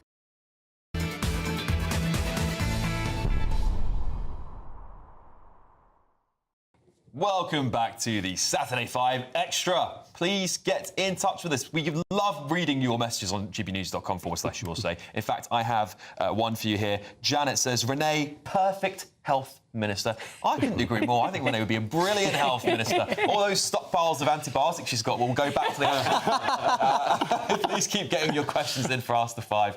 And don't forget to vote for your favourite 5 at gbnews.com/poll. Let's have a quick look at the results so far. How far ahead? Yeah. Dr. Renee. 34%. Guys, 6%. This is getting embarrassing. This is my best performance so far. The first week we did this, it was 5%. Last week it was 2%. I I'll take. We're going to have to change our channel's name to the Left Wing News Channel. I need to get more phones. The vote's going to close at 8:30 p.m. But today's small boat channel crossings take the number total crossed since last Saturday, staggering, 1,900 people. Quite incredible. This has shattered previous records for the number of migrant arrivals at any point at any time in the year since the crisis began in 2016. Well, I'm very happy to say we are joined by Research Director for the Centre of Migration Control, Rob Bates. Rob, hopefully we've got you down the line here. Fantastic. Rob, thank you for coming on a Saturday. We really appreciate it. These are extremely concerning numbers, 1,900 people. It's pretty clear to me that the Smash the Gangs policy is an utter failure. Would you agree? I think it's in tatters. I think the figures that we've been seeing since the start of March have really laid bare what happens when you don't have a clear deterrent for individuals. Many of those in the channel, many of those still in their country of origin, will be looking at the manner in which the UK government is handling the current crisis, and will be making the very clear decision that we are the place to be heading towards if they want a surefire guarantee of asylum, if they want to be, in the meantime, accommodated in luxury accommodation, in many instances, have trips to Anfield and zoos covered for them, then we are the place to be coming. Unfortunately, the Labour Party have made such a big deal about the fact that their Smash the Gangs approach is the answer to this crisis, that there really isn't anywhere for them to go without suffering a huge political cost. The idea that Keir Starmer is suddenly going to do an about turn and start saying, you know what, Rishi Sunak was right all along to saying that stopping the boats was the right approach. It's laughable. Unfortunately, we have a government that's run by human rights lawyers and individuals that are more concerned about appearing nice and fair than actually taking the tough, decisive action that's needed.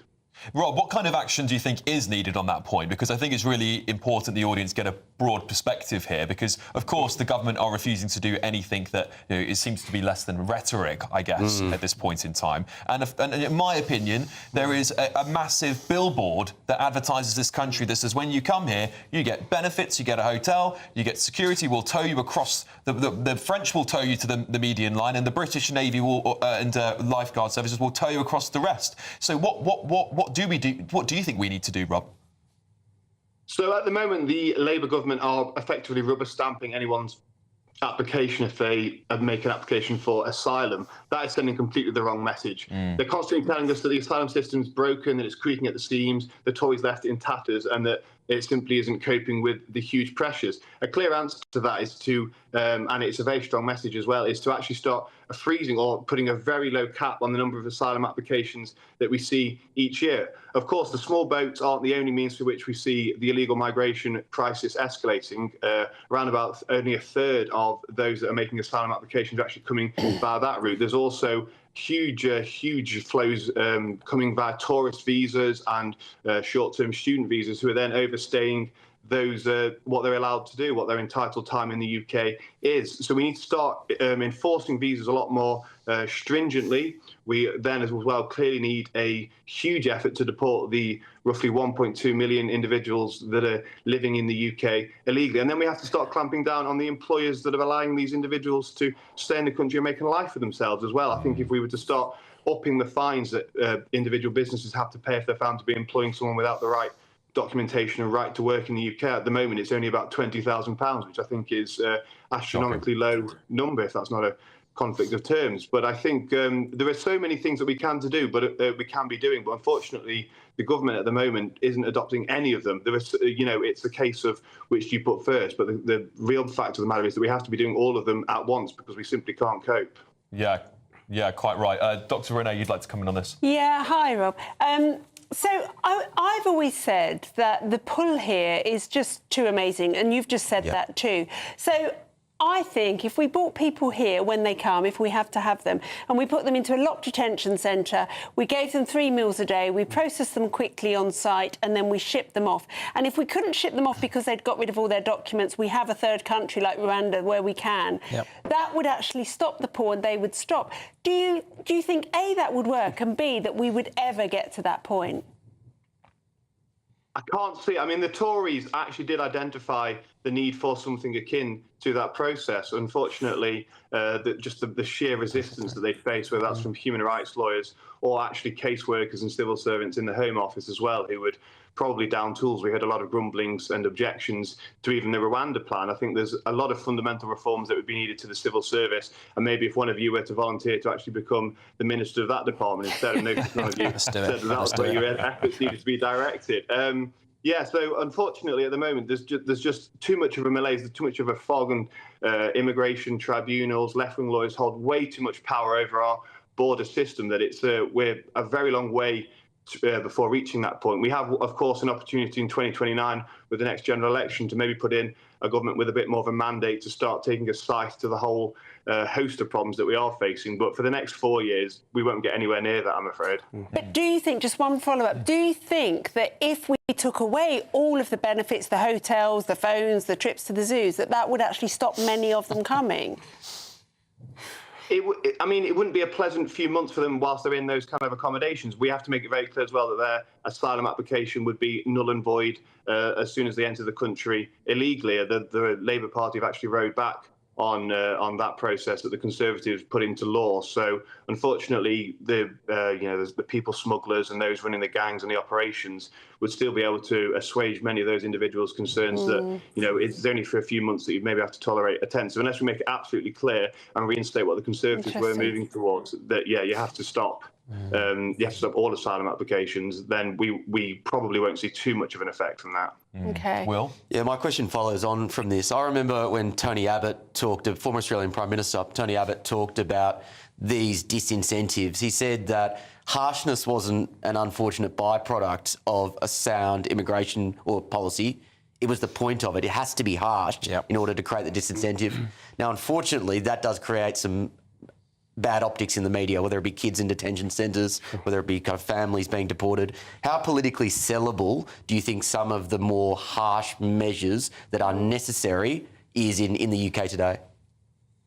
I think it requires frankness about the actual situation and a preparedness to stand up to the media. You mentioned children in detention centres. The number of children that are actually coming across on the small boats that would be recognisable as children is a very low figure. And most of those that are classed as children are 16 or 17-year-olds or so. They allegedly were actually one of the only countries in Europe that doesn't produce these biometric checks on individuals and to actually gauge their age as well. So I think you are right, we have a very hostile media environment, although I think the polling does show that many in the public aren't falling for it, and there is an overwhelming desire for this issue to be gripped. If a Conservative government or a Reform government were to come into 2029, be absolutely frank with people about the situation rather than try and play on the terms of the media, I think we could see that start to dwindle and the influence of that over policymakers and caseworkers in the Home Office decline as well. Well, Rob, listen, we have to be very balanced on this channel, and unfortunately that means I have to introduce you to our in-house lefty, Kai Wiltshire. How kind of you, Alex.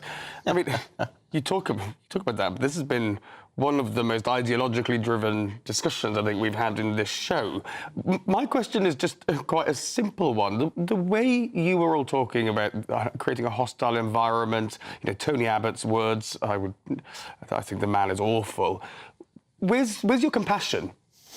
Well, I have compassion for those villagers that are having their community absolutely overrun by individuals that are being put in a hotel, the school girls that are having groups of men loitering outside their school as they're going to try and get an education. I have compassion for the British taxpayer that's having to stump up billions of pounds every single year to deal with this. We can't show compassion to the whole world. If you start, providing that kind of, going down that kind of route, you end up really not offering anything to the individuals in your immediate vicinity.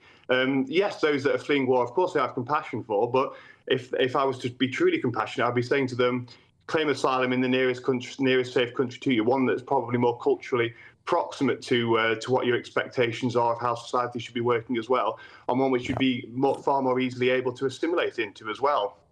Yeah. Less people die under our policy, Kai. That's where our compassion is. And so what I wanted to talk about, you've hit the nail on the head there. We don't have a deterrent. Finally, we can all say that words don't work. And my problem is, when we look at those videos, you see the women and girls lining up. All of those women and girls lining up? No. It is young, fit men coming over here and getting a life better than some of our pensioners have under this government. So my question was going to be, why on earth does Labour think that hurty words like we're going to smash the gangs and talk tough on crime, why are they sticking to this? Why can't they just admit that actually we need a deterrent regardless of what it ends up being? That worked.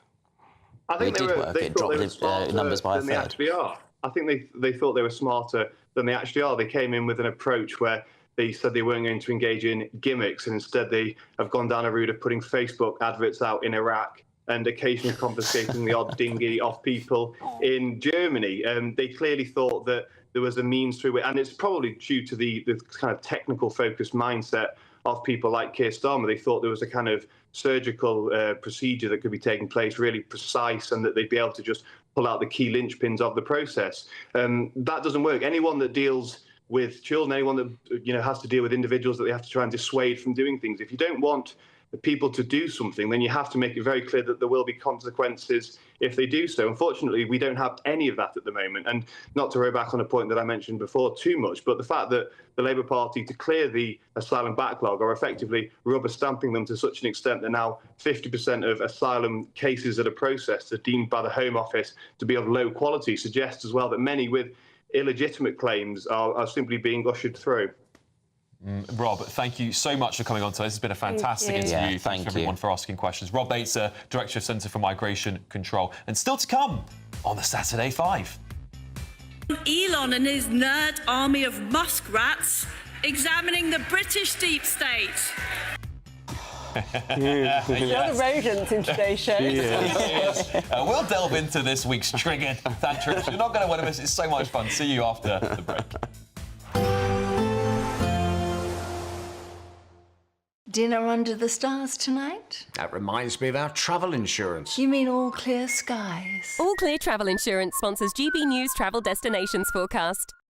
If you're curious about what the weather's doing further afield, well, across the Mediterranean, there's a lot of unsettled weather at the moment, especially Iberia into the south of France. But for Greece, mostly fine, sunny spells, still a bit of a breeze for the Greek islands.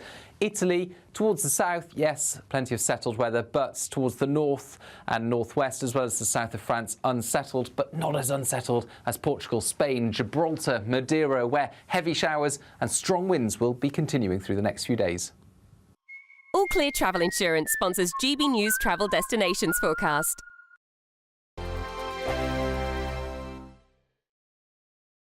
Hi, I'm Michelle Dewberry, and my show is your opportunity to cut through all the noise and dive in headfirst to some robust debates. Ideas clash. Situation, isn't it? No, Because the failure is you're deliberately avoiding my point. Nothing's held back, And if you think this is the end of it, wait for more. and we do not shy away from the difficult stuff. Sometimes I want to shake people and say, if only you understood. So join me on Dubes and Co weeknights at 6 p.m. only on GB News, Britain's news channel. Good afternoon, Britain. Good afternoon, Britain. Join us, Tom and Emily, To find out what's happening in the heart of Westminster. and why it matters to you. Weekdays from midday, we bring you the most compelling stories from across the United Kingdom. And from your doorstep to our inbox. That's right, we want to hear from you. GB News, Britain's news channel. GB News Breakfast. Every day from 6 a.m.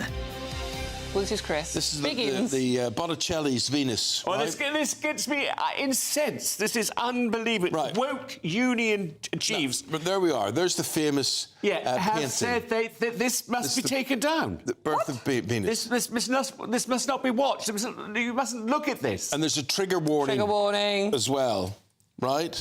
Yes. And I don't know who's put the trigger warning on this. Is it the museum where it's held, or some union chiefs? Oh, right. Woke union chiefs. I mean, this is so. just... What is the offence now with that? What? You can see her belly button. Oh. And a little bit of her titties. I mean, it's a beautiful painting. Yeah, the trigger warning is that this painting may involve nudity. Well, it is a Botticelli, it is Venus. Yeah. I mean, it's going to involve nudity. And there are lots of wonderful paintings that involve nudity. You can't suddenly say now, in 25, you can't look at these. You'd have to shut down every art gallery in the world. Absolutely. I mean, you know, it would be ridiculous. We are living in 1984 now, aren't we? I mean, not literally the year, but the whole censorship thing. It's like groupthink, you must do this, you must do that. You can't have independent thought. Yeah. You can't look at works of art in case you start thinking the wrong way. It's just like newsflash, classical paintings will probably have nudity in them. Yes. You're right. Angling, and compared to what you can see on Instagram. Well, yes. GB News, the People's Channel. Mornings don't have to be tiresome, especially if you have the right company. Wake up to news as it happens, opinion and debate, and of course, a little bit of entertainment too. Because when the kettle's on, we're on. That's Breakfast on GB News, a show worth waking up for. Every morning from 6 a.m. Only on the People's Channel, Britain's news channel. We'll spread the news, you spread the word.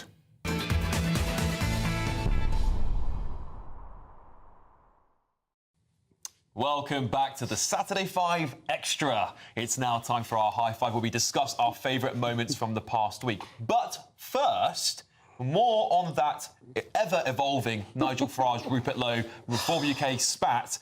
Nigel Farage has put some public comments out there, the first time since this emerged in the late hours of yesterday. He's acknowledged that he said, the public does not like political parties that engage in constant infighting, writing for The Telegraph. He revealed that he and other Reform MPs, in quotes, did our best to keep a lid on a series of internal disagreements with Rupert Lowe. But he said, in quotes, containment strategies invariably fail, and blamed Mr Lowe for sparking disunity by unloading air quotes, a barrage of criticisms against his leadership. Barrage the Farage, that's what he's saying has happened. But isn't he acknowledging that the motivation, therefore, is attacks on his leadership and not any sort of misbehaviour? Well, it seems to be that way. I mean, what I will say is this is obviously evolving quite a lot. What I will say is that this doesn't help the situation, does it? Writing more articles where tit for tat, one of you writes for something, doesn't show leadership, in my opinion. I think you need to rise above these situations. And I appreciate Nigel Farage wants to get his point across, but he does have a TV show he could do that in. Anyway, let's move on to Triggered. Let's move on to a high five, not just tantrums. Will, what have you got for us? Yes, well, I think a better political operator, which is Margaret Thatcher, who I would call the greatest feminist of the 20th century. And on International Women's Day, I was reminded of one of her immortal moments on Twitter this morning. Let's have a look at the clip. You seem never stuck for an answer. Are you always certain of your ground? They'd howl you down if you were stuck for an answer. They learn a technique. Some ask longer questions and put all sorts of things in at the beginning which aren't right and hope that you won't pick them up. Others think, well, if I get in a quickie, she won't have time to think of the answer. So you have all sorts of techniques. They don't seem to make any concession to the fact that you're a woman, do they? No, why should they? I mean, I don't make any concession to the fact that they're men. No.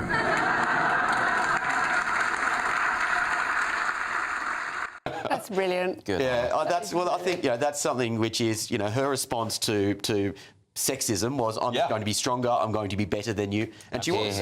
She was. That's feminism for me. Well, it feels to me that the Conservative Party is so far lost from those days of Thatcher. She was such a strong... Politics is lost. Yes, you're quite right there. Do you feel your party's driven away from that? Thatcher is the leader that we need. It's the leader that all political parties, frankly, need. She was the greatest political leader, I think, ever in British history. Okay, go on. No, I was just going to say, after I've dug up good late I can dig Margaret Thatcher up. Very morbid tonight. Very. You guys said it first, not me. Bombshell, Renee, over to you. So, talking of rodents, this is definitely my high five this week because I saw this video. I'm going to show you in a minute, and it's just incredible that apparently when mice think that other mice have died, they try to revive them and they do everything they can. Look at this. It's absolutely amazing. He's trying to wake this little mouse up who, let me say, no mices were hurt in this video. That mouse is sedated and the other one just doesn't know it. So he's trying to give him mouth to mouth. It's fantastic. I think that's one of the most extraordinary things I've ever seen. Exactly. I'm actually quite dubious about this. I'm not going to lie. I think this is absolute nonsense. There's always a conspiracy. I don't think this mouse is trying to do CPR.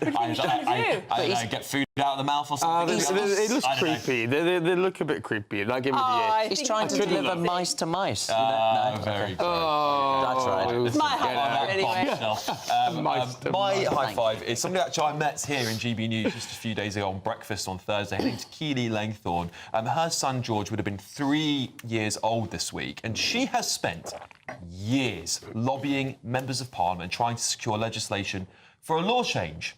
And that's a law change to women who lose children under 24 weeks. She found out yesterday her efforts had finally come to fruition as the government is reported to have added bereavement leave after suffering a miscarriage to its workers' rights reform bill. George's law was initially intended to be a campaign for just 3 days of time off, and that has been put up to 2 weeks. And I think we should always applaud government when they do the right thing. And there's a lot of stigma around miscarriage in this country still, and it's traumatic for women. It really is. I mean, Dr. Rennie, you must speak to so many women who go through this. I'd rather pass that over to you. I mean, this is not traumatic. I mean, I think we completely underestimate when a woman has a miscarriage, especially when it's under 24 weeks. People think it's something that they just go through and then they get over it.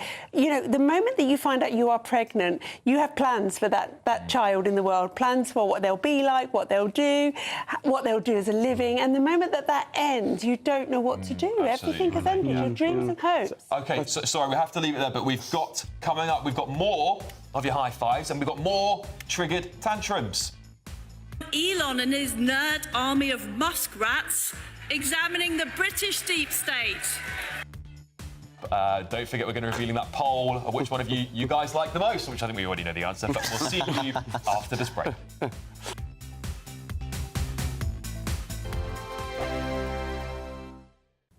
Hello there, welcome to your latest GB News weather forecast. Generally dry across much of the UK over the next 24 hours. Plenty of sunshine to come through Sunday.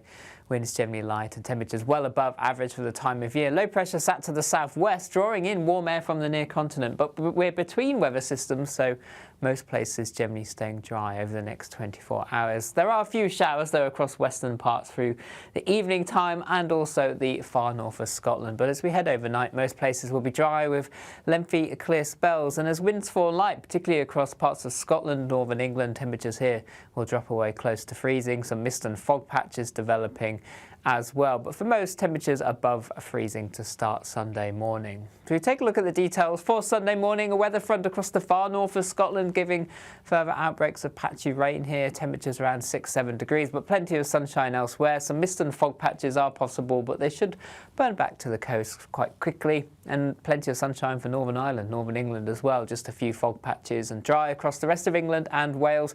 Just perhaps a little bit of rain getting close to the far southwest of England, but again, most likely staying dry here too. A little bit breezy here, but for most through Sunday, winds will be light. There'll be plenty of sunshine. Just further outbreaks of patchy rain affecting the far north of Scotland, and very little change through the rest of the afternoon into the evening time, and temperatures well above average. Looking at 17, 18, 19, possibly 20 Celsius in the best of the sunshine. Somewhere across North Wales into northwest England could reach that top spot. On Monday, it's all changed. A weather system's moving southwards, introducing northerly winds and much colder air across Scotland. This slowly pushes southwards through Monday and into Tuesday, introducing that colder air. But southern parts holding on to that warm air for one day more, so 16, 17 Celsius possible, then turning colder for all from Tuesday. I'm Christopher Hope. From pop stars to politicians, I'll interview anybody in a pub who's got a political opinion. Join me every Friday on Spotify, Apple Podcasts, YouTube or gbnews.com, or wherever you get your podcasts. This is GB News, the People's Channel. Join me, Nana Akwe, for an informative, interactive news programme with a difference. It's fun. No, he didn't say that, though. I'm so surprised. I think there's an element of truth to that. Join me from 3 p.m. every weekend, only on GB News, Britain's news channel. If you want your news to be straight talking... This is a nightmare for the Conservatives again. Down to earth. It's not just Nottingham where this is happening, is it? And most importantly, honest. Hard-working, middle-class taxpayers, they'll get their book thrown at them. Then catch me, Martin Daubney, Monday to Friday, 3 till 6 p.m. on GB News, Britain's news channel.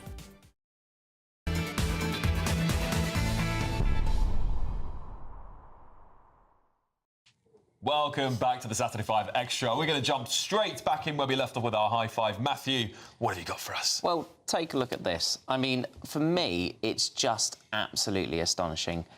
We all like James O'Brien, don't we? I don't, no. No? Not that. Well, there we go. So James O'Brien this week was talking about pontificating and having a little debate about the war in Ukraine, and somehow managed to bring Brexit into it. Of course he did. And I just thought, hold on a sec. You blame Brexit for absolutely everything, but you didn't for that haircut. I honestly don't know what's happened to James O'Brien. And, you know, we all love him so much. We all listen to him every single day, I'm sure. Well, at least Kai does. But I just think it's absolutely astonishing to see how it started and, well, how it's going. Clearly, Brexit's fault, eh? Interesting. OK, Kai, what have you got for us? I've got a feat of science that I'm particularly excited about. You thought that you knew all the different types of eggs, the different ways of cooking eggs, some like scrambled, some like boiled. There's a new type of cooking eggs that has been revealed by a scientific paper, and there's a picture. It says the yolk and white, both perfectly jammy. A subtle yet new experience. 3,000 years of culinary history, and yet we get to find a new type of egg. I mean, isn't this great? It's done by cooking the egg at alternating temperatures of 130 degrees. 30 minutes. But would you try? I'll have a bacon sandwich. Would you try it? It might be your... Oh, are you anti-science? Well, I'm not anti-science. He just wants his bacon sarnie, that's the end of it. It's cooked in 2 minutes. I think you are. Have some... 4 minutes in a pan and have some joy, Alex. This is exciting. Joy. And I know we've just had... So what cafes is it being served up at? You talking about James O'Brien. That wasn't very joyless. It was joyful. We had the story a few weeks ago where they found some very, very popular eggs that were super expensive, but had paprika sprinkled into the diet, so it made the eggs a special colour, and that's how they managed to sell it to you. I won't say the brand because obviously I'll get in trouble for that. Yeah. But be careful what you waste your time. To be fair, this story has now made me crave eggs. I'm a big egg. You're hungry now. I probably won't be trying this technique. This is hard-hitting stuff, guys. This is what GB News is all about. Maybe we could just jump into our triggered tantrums in just a second, because obviously we've got some more of those to go. Oh, we've got a poll in. The poll's in. We've been waiting for this poll, and it's in. Let's have a little look. What have we got here? The results are in. Dr. Renee on 34%, me on 26%, Will on 14%, Matthew Goodwin Freeman, a newcomer on 19%. Well take that. I'll take that. Shocking turn of events. Shocking. Kai Wilshaw on 6%. You know what? I think we're going to have to really have to think about this poll for the next few days. I don't think. I'll just get more friends. That's fine. That shouldn't be. Oh, please no. You've already gone after the Queen today and Thatcher. Don't remind me. Yeah, absolutely. I mean, what you've done today is so. I mean, I actually text Kai. The audience don't know, so I text Kai before. I was like, "Are you anti-monarchist?" And he went, "No, not really." And then he comes on to the show to dig up the Queen. Anyway, on that point, why don't you tell us what your triggered tantrum is? Well, my triggered tantrum is obviously the UK's favourite vegetable, Liz Truss, made a speech at CPAC. I know that was a bit naughty.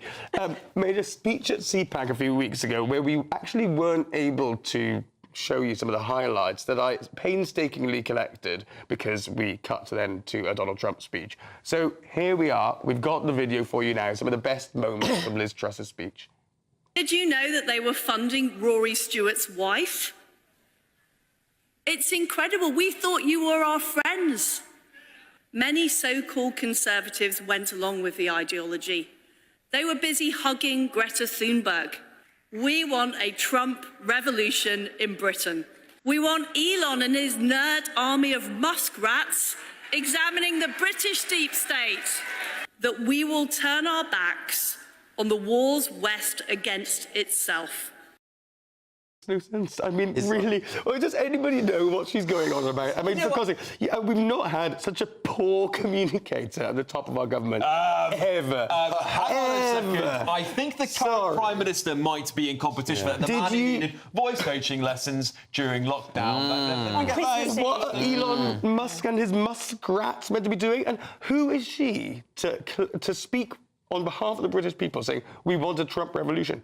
I think you'll find we don't, actually. Shall I tell you what? I think you'll find we do. People desperately do we not, not only do the public at home want this desperately, because we need to cut all the waste we've got going on in this country. Millions of desperate for a Trump leader. We need to stop the boats, generally secure our borders, where we can even think about protecting someone like Ukraine, because that's just a Liz Truss was possibly the best Prime Minister we didn't get, Kai. Oh, please. Ooh. She should be on one of the deportation flights the way she's going. The problem is get them off. To Trump, asking him to take over the UK. We need a Trump revolution. For God's sake. Desperately She's a deeply unserious human being. Would. Go on, Will. I'd like to see you holding. If you're ready, coiled like a spring. I think her instincts were spot on. I think her change management skills left a bit to be desired.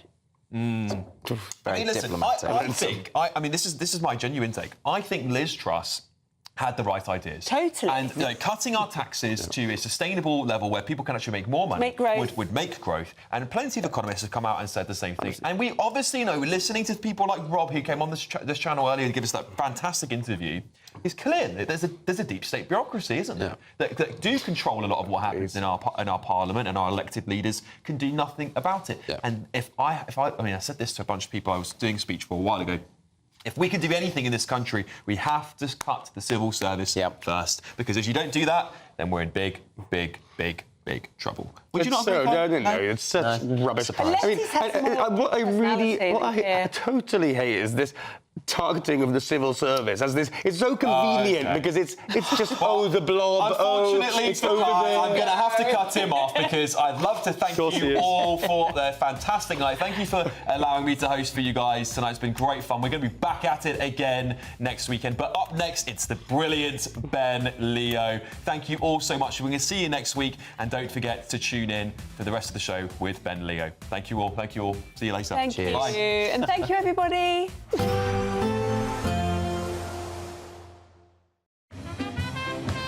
There will be a light breeze in the morning, leading to a warm front. Boxed heat pumps, sponsors of weather on GB News. Hello there, welcome to our latest GB News weather forecast. Generally dry across much of the UK over the next 24 hours. Plenty of sunshine to come through Sunday. Winds generally light and temperatures well above average for the time of year. Low pressure sat to the southwest, drawing in warm air from the near continent. But we're between weather systems, so most places generally staying dry over the next 24 hours. There are a few showers, though, across western parts through the evening time and also the far north of Scotland. But as we head overnight, most places will be dry with lengthy clear spells. And as winds fall light, particularly across parts of Scotland, northern England, temperatures here will drop away close to freezing. Some mist and fog patches developing as well, but for most, temperatures above freezing to start Sunday morning. So we take a look at the details for Sunday morning. A weather front across the far north of Scotland, giving further outbreaks of patchy rain here. Temperatures around 6-7 degrees, but plenty of sunshine elsewhere. Some mist and fog patches are possible, but they should burn back to the coast quite quickly. And plenty of sunshine for Northern Ireland, Northern England as well. Just a few fog patches, and dry across the rest of England and Wales.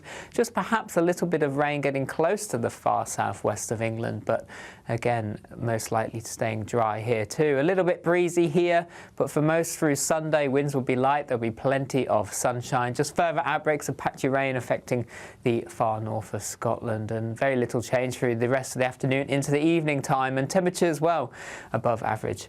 Looking at 17, 18, 19, possibly 20 Celsius in the best of the sunshine. Somewhere across North Wales into northwest England could reach that top spot. On Monday, it's all changed. Weather systems moving southwards, introducing northerly winds and much colder air across Scotland. This slowly pushes southwards through Monday and into Tuesday, introducing that colder air. But